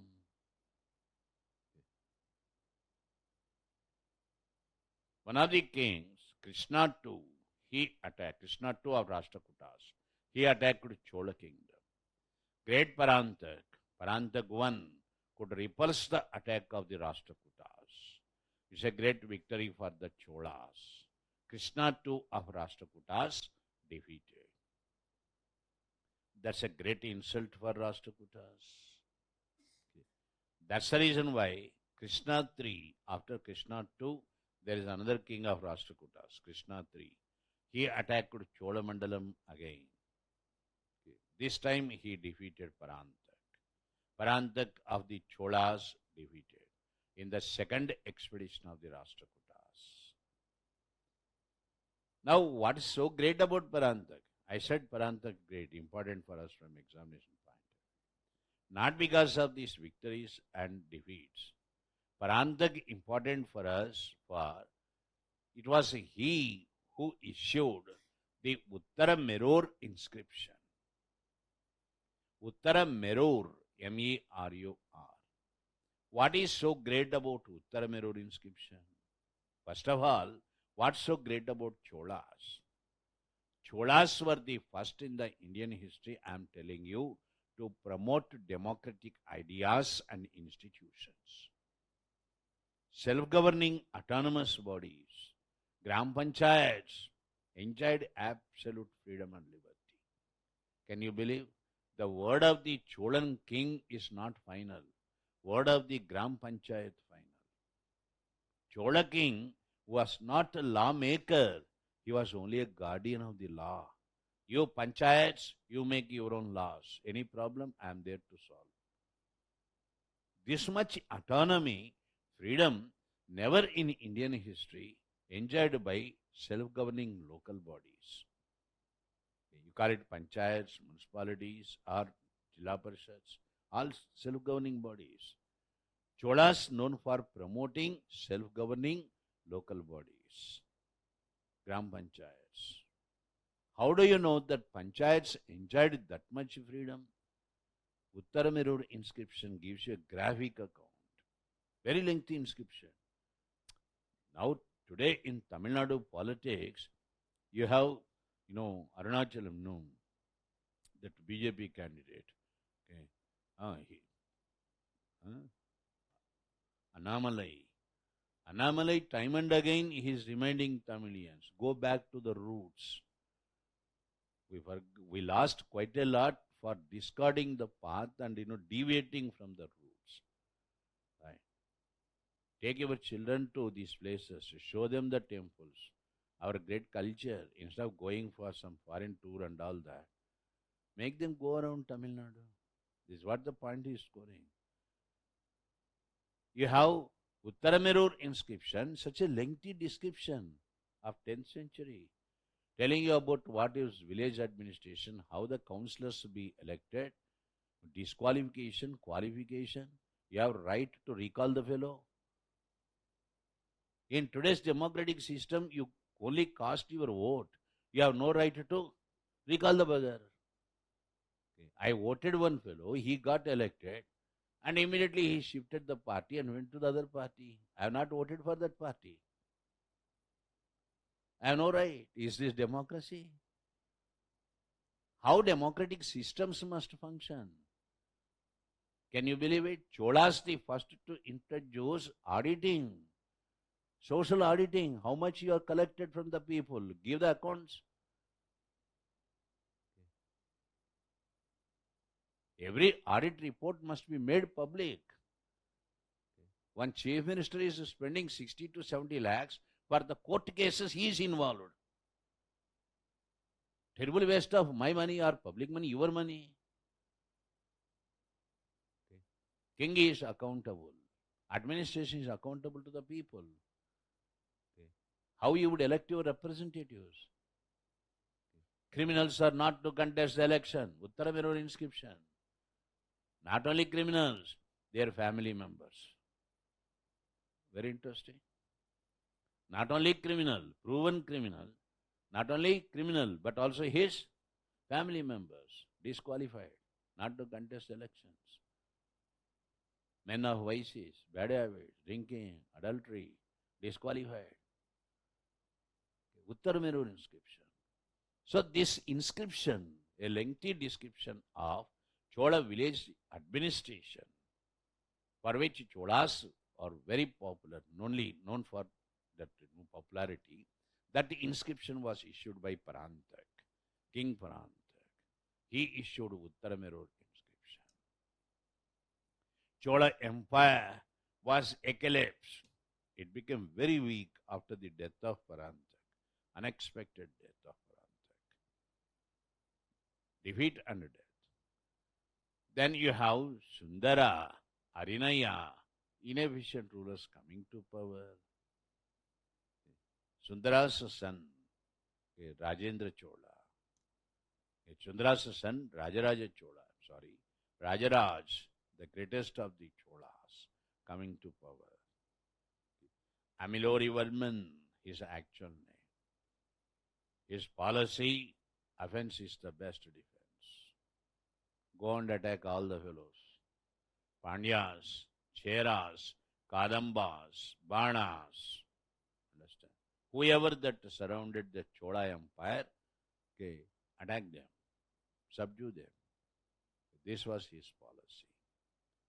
Rajaraja Chola, the greatest of the Cholas, took the title Madurai Konda. Konda is very often you come across this word. Konda means conqueror. Madurai Konda, Jayam Gonda. He defeated Pandyas and the Cheras in the battle Kadalur Salai, that is Tiruvananthapuram. Amarabhujenga of the Pandyas, Bhaskarvarman of Cheras, defeated by Rajaraj. Rajaraj defeating Banas, Anupas, Latas. I told you Kadambas. Kadambas were ruling Mysore state. Up to that area, he expanded his empire. He got his daughter Kundavi married to Vimaladitya of the east coast of Andhra Pradesh. They are called Eastern Chalukyas. Eastern Chalukyas, very weak rulers. By giving his daughter in marriage to Eastern Chalukyas, Rajaraj finally established his control on Andhra Pradesh also. Are you understanding? Tomorrow you are an IAS. You take 6 to 10 lakhs dowry and go to one powerful man's house as son-in-law. You think they treat you with dignity? You would be treated like a peck of dust, remember. They buy you your 3 letters IAS. They don't buy you in person. Okay. You are going into their family for money's sake, for status sake. You are submitting your individuality there. Are you understanding, my dear? Whoever take dowry, remember? Getting into a big family, you may think that things will turn good for you. You may get all comforts, but you'll never be happy. Happiness is something different. Leading a comfortable life is different. Okay. Happiness is a state of mind. You can't buy this with your dowry. Got the point, my dear? Rajaraj, master stroke, giving his daughter in marriage to Eastern Chalukyas, got their territory also under his control. I mean, coastal belt of Andhra Pradesh also under his control. Okay. Then with a huge navy, he destroyed capital city of Ceylon, Sri Lanka, Anuradhapura, that's the capital city. Made the only northern part of Ceylon added to his empire. Because northern Ceylon completely dominated by Tamil population. I told you, Tamilians and the Ceylonese had ethnic strife, very frequent clashes. You remember I told you? While discussing Sangamage, I told you Elara, first Indian to conquer Sri Lanka. Tamilians going there and settling in the northern part of Ceylon. Most of the Tamilians were Shaivites, right? Whereas majority of the Ceylonese were Buddhists. Clashes between Shaivites and the Buddhists. For Rajaraj, it is his duty to protect Tamilians wherever they settle.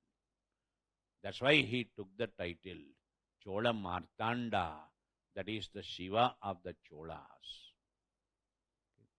Please remember, no king identified with God like Cholas. King identified himself with God. Kings installing their idols in the temples. Chola kings were the first to install his idols in the temples, claiming divine status. Look at the titles of Rajaraj. He called himself Chola Martanda, Shivapada Shekhara, completely identified with Shaivism. Right. What were the great reforms of Rajaraj? Great reforms of Rajaraj, he was the first to go for social auditing. I told you, auditing the village accounts. Okay. How much you got every village assembly, furnished accounts, revenue, expenditure. Rajaraj also started the practice of giving Tamil inscriptions with a detailed dynastic history. Problem with inscriptions, they start with, a brief introduction and will give you the essence, what is the message all about. But you don't see the background of the king, dynastic background of the king. Okay.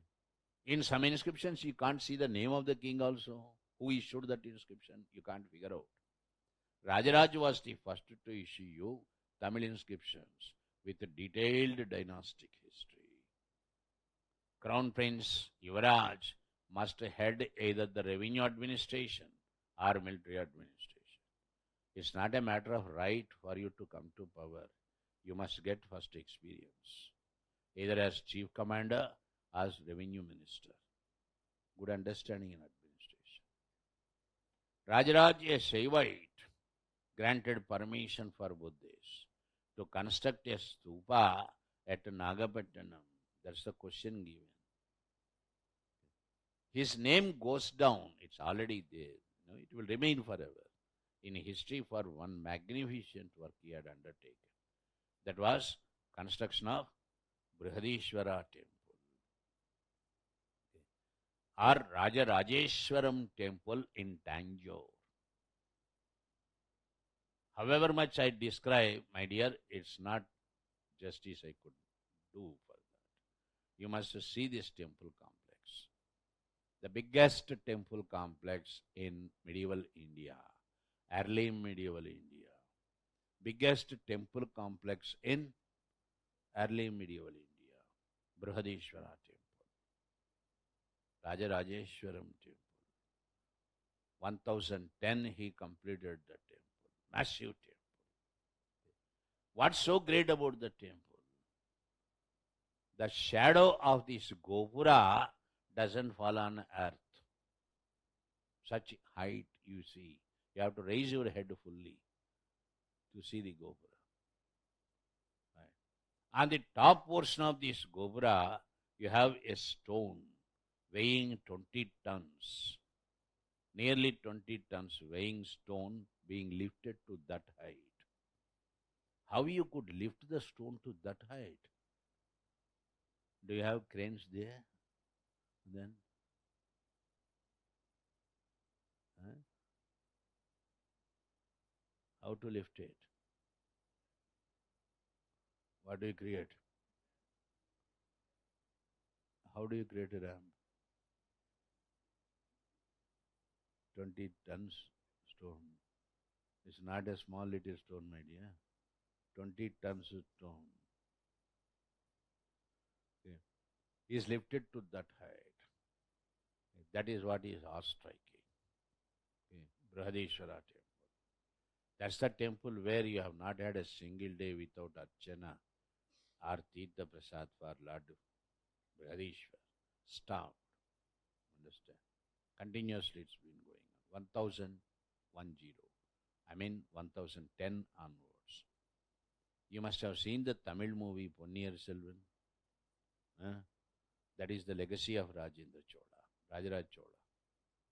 Okay. His commanders and their intrigues, conspiracies. Okay. That's the story. Okay. That is pride of Tamil story. Tamil, pride in sense Tamil culture is identified with Cholan dynasty, I should say. Right. After Rajaraj, his son came to power. Rajendra, the pinnacle of Chola's glory, you see, it reached its heights. I mean, that's the pinnacle of glory. A worthy son for a worthy father. Rajendra Chola. Rajendra Chola went up to Bengal first. Just before the break, I told you. Rajendra Chola defeated Mahipala of the Palas, Pala dynasty. Got the waters of Ganga, took the title Gangai Konda. Konda means conqueror. Conqueror of river Ganga, Ganges. He built a lake, got the lake filled with waters, Ganga waters. Gangai Konda Cholapuram, a new city was founded. Then Rajendra attacked Ceylon.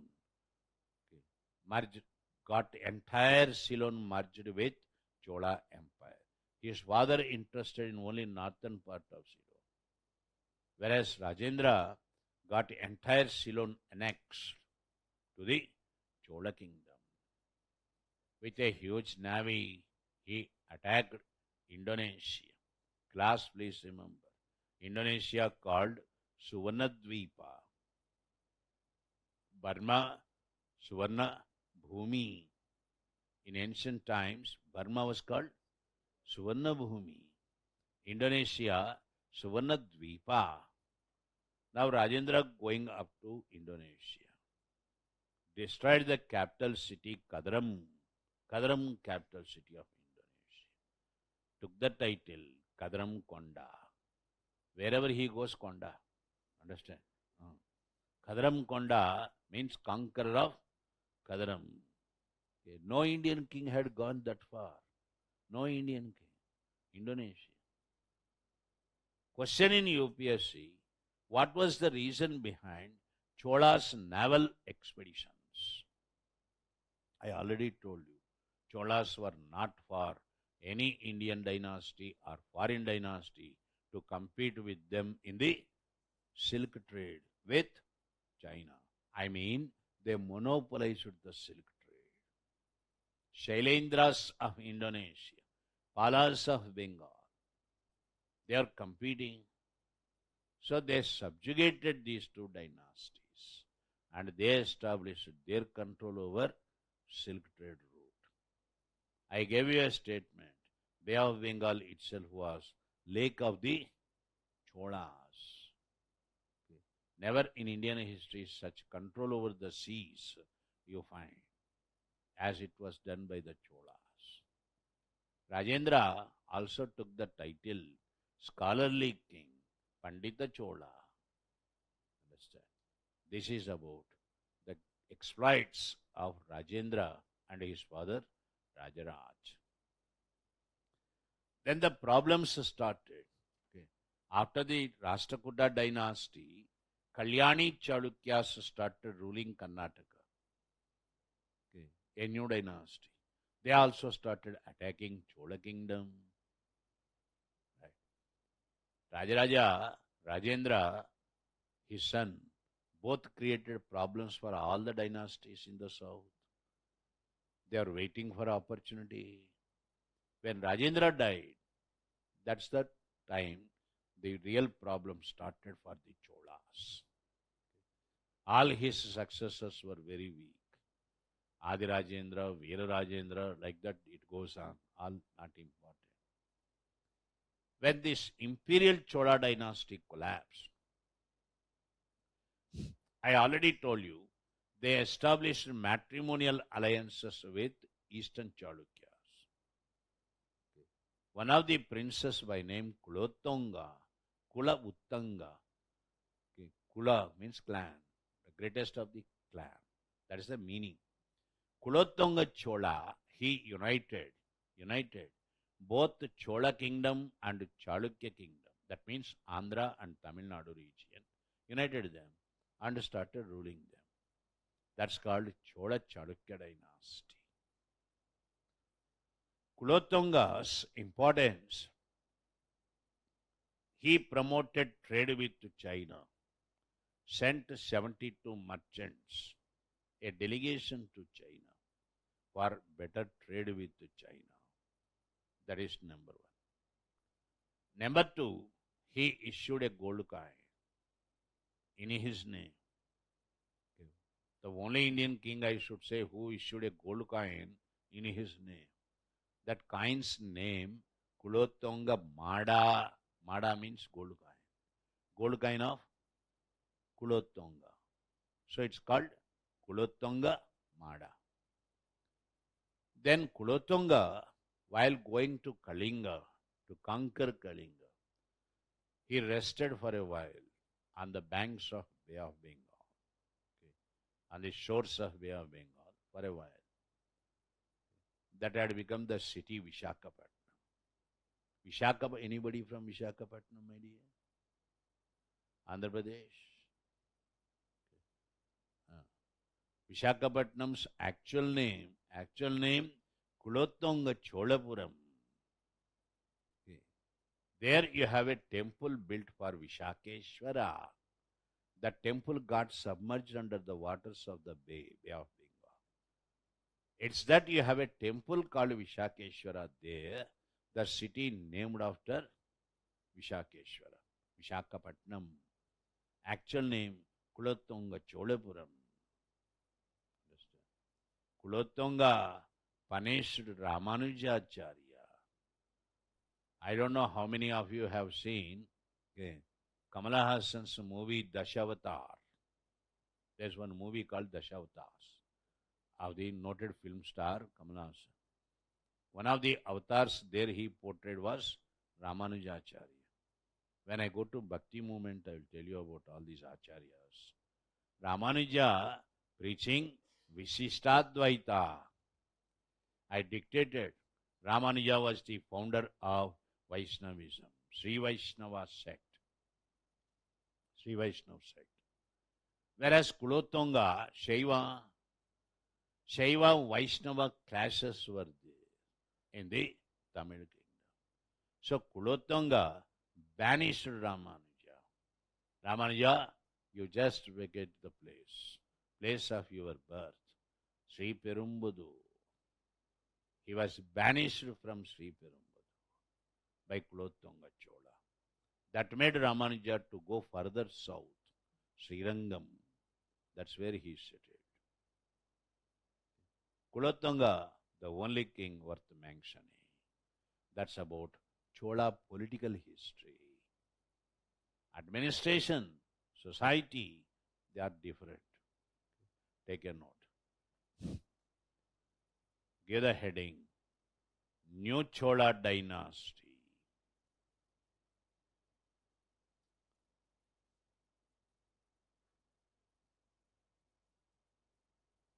New Chola Dynasty.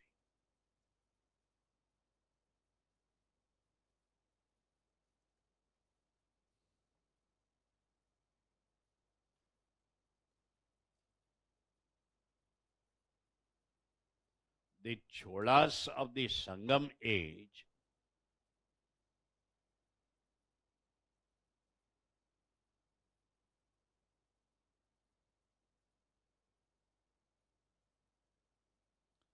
disappeared after the Sangam age.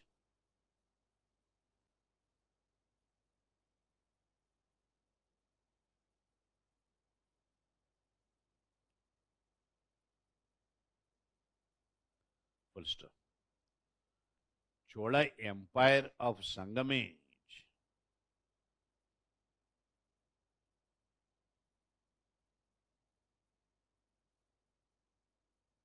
Chola Empire of Sangam age was destroyed by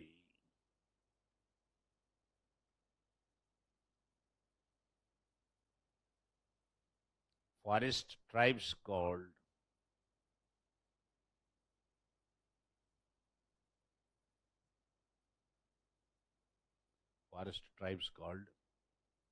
Kalabras, Kalabras,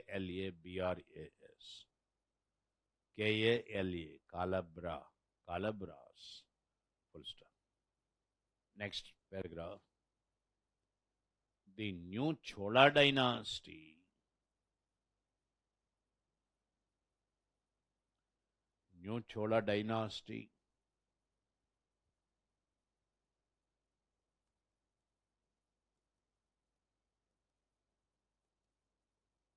was founded by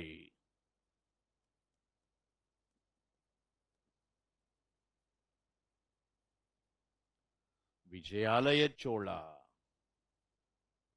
Vijayalaya Chola, full stop. He was actually subordinate ruler. Vijayalaya, actually subordinate ruler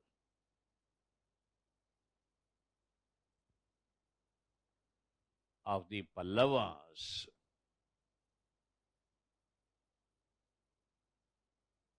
Pallavas,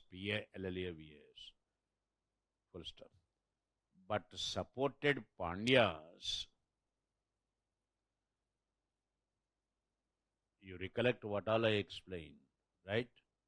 What all I explained, and right. He supported Pandyas against Pallavas.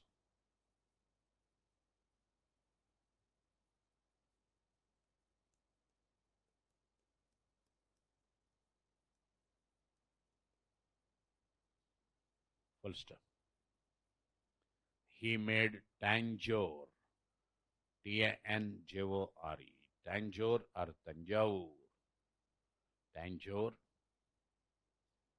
as the capital city of the Cholas.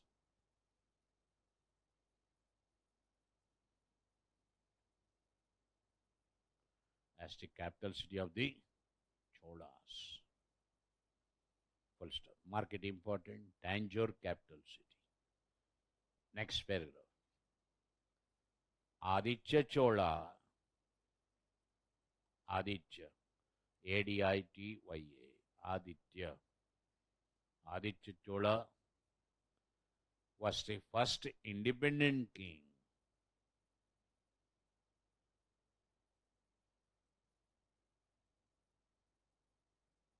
of the dynasty.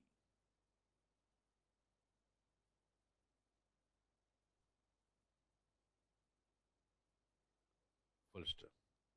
He united entire Cholamandalam. He united entire Cholamandalam, Chole, Mandalam, Mandala. That means Kingdom of Cholas. Cholamandalam. Full stop. Next. Parantak I. Parantak I. King Parantak I.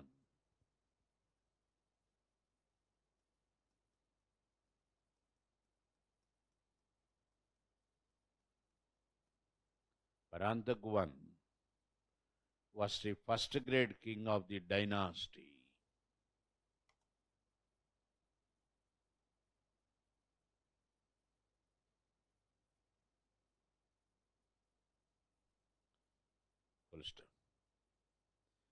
It was during his times. It was during, during the times of Parantak I. During his times, Krishna II of Rashtrakutas, Krishna II of Rashtrakutas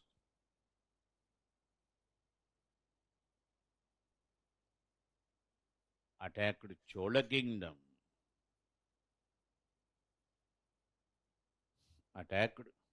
kingdom, but was defeated by Parantak.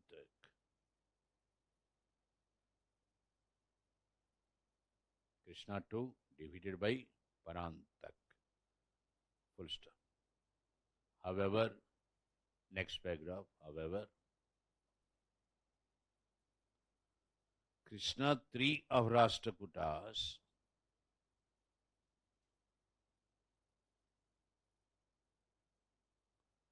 Krishna III of Rashtrakutas defeated Parantak.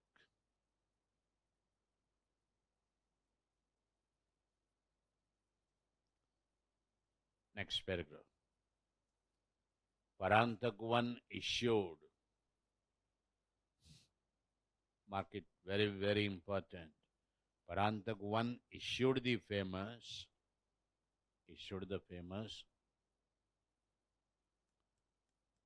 Uttara Merur inscription.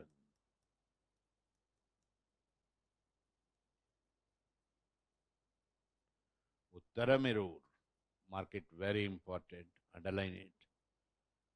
Uttara Merur inscription. Time and again I am telling you, very important. Uttara Merur inscription, comma. The most important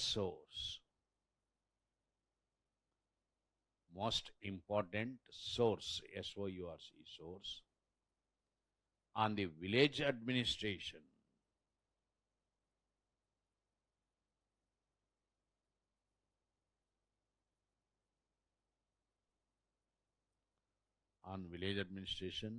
Under the Cholas.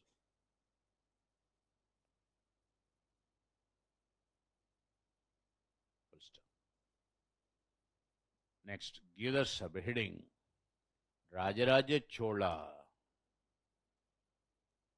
Rajaraj, R-A-J-A, Raja, two Rajas. Rajaraja Chola. The greatest of the Cholas.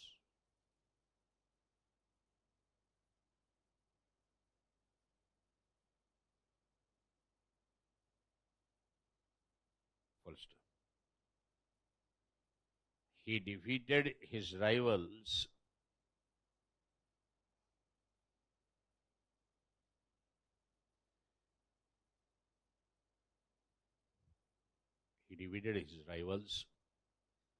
Cheras, C-H-E-R-A-S, comma, Pandyas, P-A-N-D-Y-A-S, P-A-N-D-Y-A-S,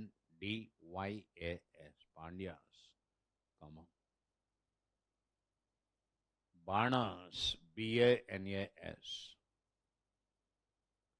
and Kadambas, Kadamba, K-A-D-A-M-B, K-A-D-A-M-B-A-S, Kadambas. Full stop. Next paragraph. He destroyed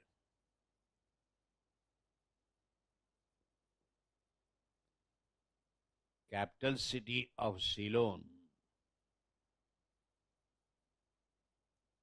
Capital city of Ceylon, Sri Lanka. Capital city of Ceylon. Anuradhapura. Anuradhapura.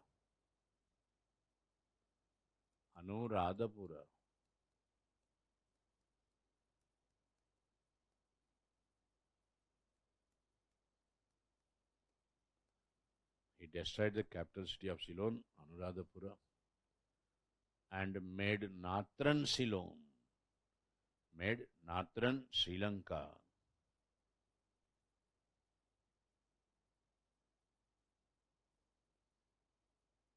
part of Chola kingdom, part of Chola empire. Full stop. He took the title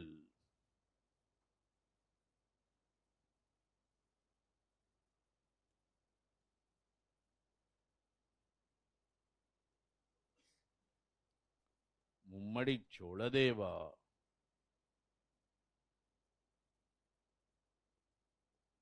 Title Mummadi Choladeva. Within brackets, the Lord of the United Kingdom of Tamilians. Lord of the United Kingdom of Tamilians. Mummadi Choladeva. Mummadi Choladeva. Lord of the United Kingdom of Tamilians. Brackets close. Full stop. Next paragraph. His other titles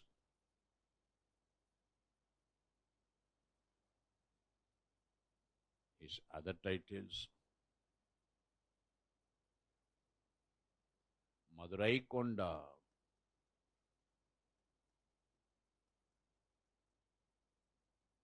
Konda means conqueror. Madurai Konda means conqueror of Madurai. Madurai Konda, Chola Martanda. Mark the title, very important.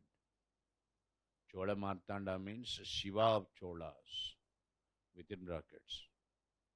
He called himself Shiva of Cholas. Chola Martanda and Shivapada Shekara.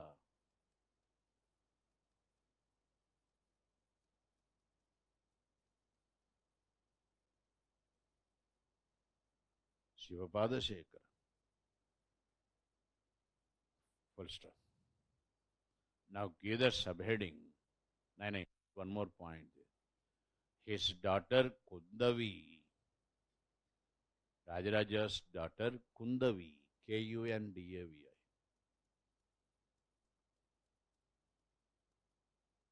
Kundavi married Vimaladitya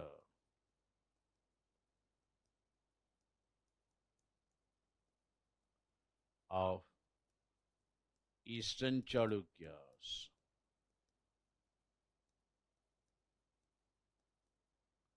Vimaladitya of Eastern Chalukyas.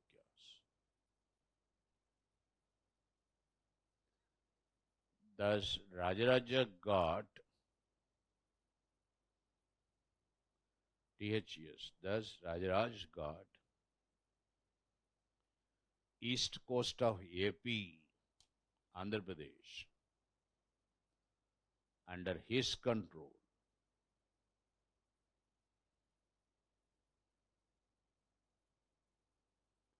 Full stop. Now give the subheading, his reforms. These reforms are very important. Rajaraj Chola's reforms.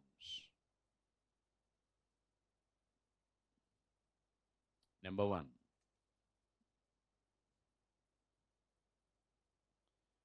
he was the first to introduce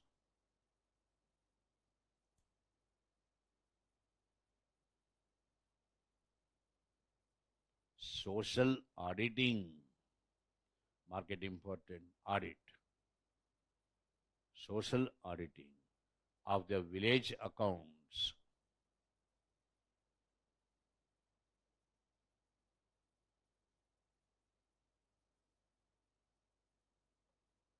Number two, he was the first to give, second one, first to give Tamil inscriptions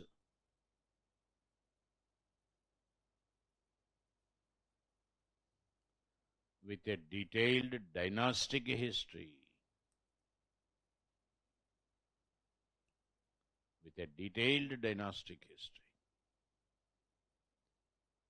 Next, first to start the practice of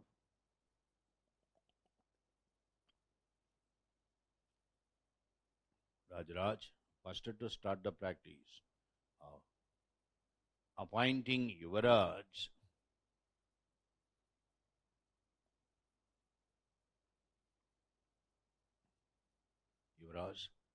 as the head of either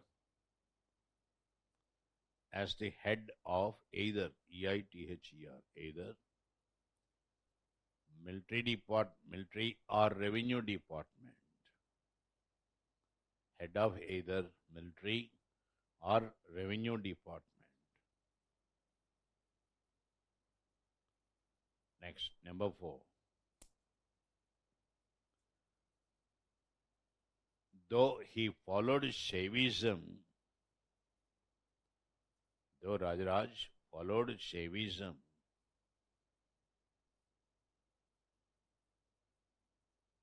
he granted permission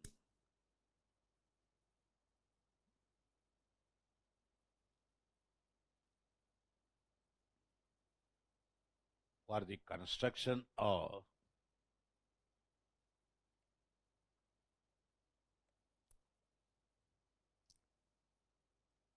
a Buddhist stupa. Mark it important. Construction of Buddhist stupa at Nagapattanam. Naga, Nagapattanam. In the movie you are shown this stupa. Right. Ponniyin Selvan. That movie. Right.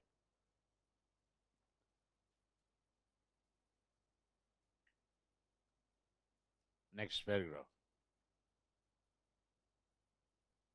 Of all the Indian kings,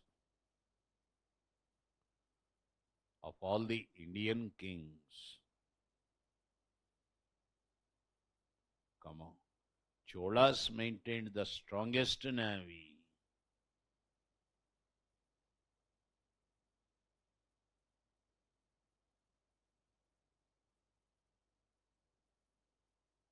Full stop. Maldives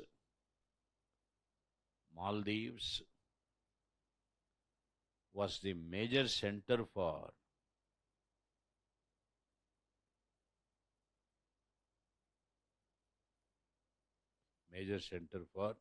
shipbuilding industry.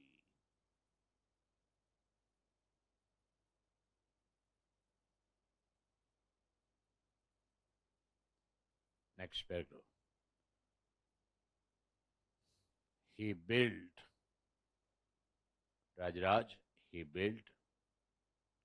the biggest temple complex of early medieval India. He built the biggest temple complex of early medieval India called Brihadishwara Temple, spelling B-R-I-H-A. B-R-I, B for Bombay, B-R-I-H-A, Brihadishwar, D-E-E-S-H-W-A-R, Brihadishwara Temple or Rajarajeshwaram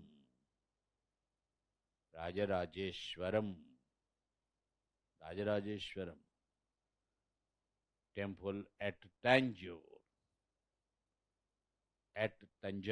T-A-N-J-O-R-E, at Tanjore, T-A-N-J-O-R-E, at Tanjore, in 1010.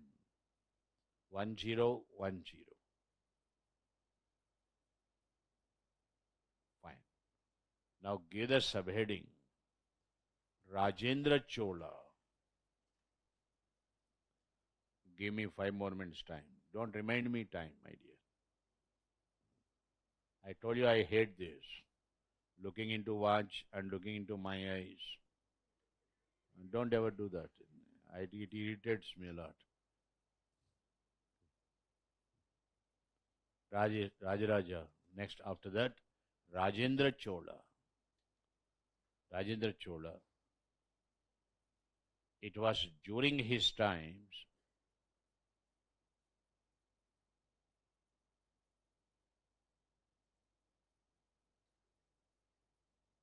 The glory of the Cholas reached its highest stage.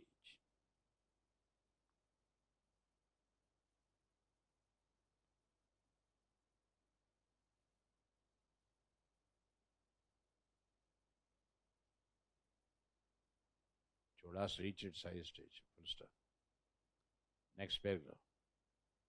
Rajendra Chola defeated Mahipala of the Palas.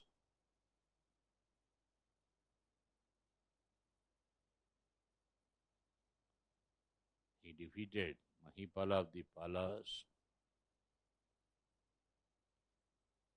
and took the title took the title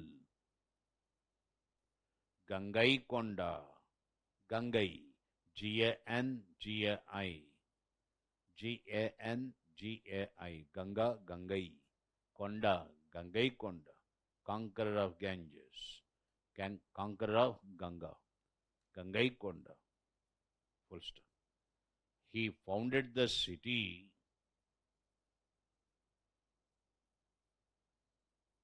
Rajendra Chola founded the city Gangai Konda Cholapuram. Puram means town. Gangai Konda Cholapuram. Next, number 2. He got entire Ceylon. He got entire Ceylon, Sri Lanka.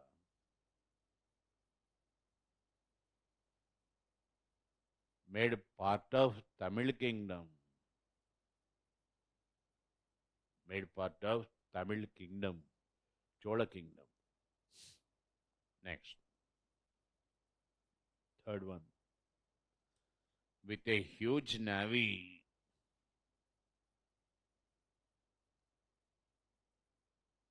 very big navy, he attacked Indonesia. He attacked Indonesia within brackets Suvarna Dweepa. Suvarna Dweepa, Dweepa. He attacked Suvarna Dweepa, brackets close. The huge navy, he attacked Indonesia within brackets Suvarna Dweepa and destroyed. He destroyed the capital city. I'm sorry, not capital. Yeah. Continue that. Destroyed the capital city, Kadaram, Kadaram.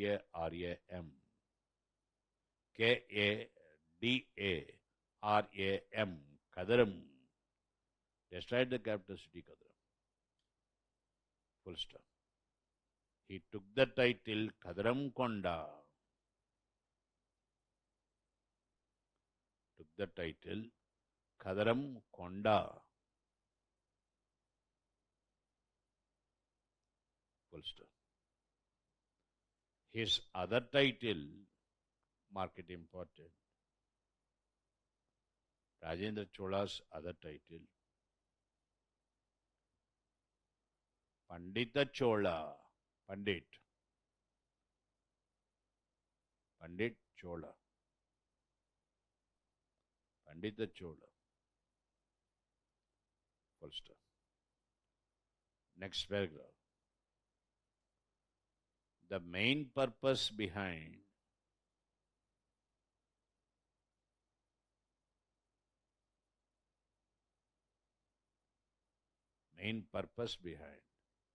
Chola's naval expeditions was Chola's naval expedition or naval invasions was to establish their monopoly, their monopoly in the silk trade with China.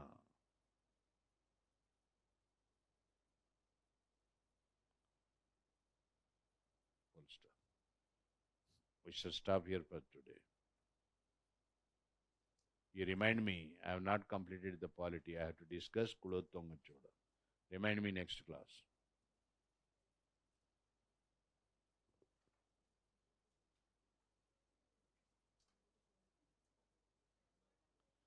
I'll post you synopsis up to the end of Chola polity. I'll post you synopsis up to end of Chola polity, including Kulottonga Chola. Right.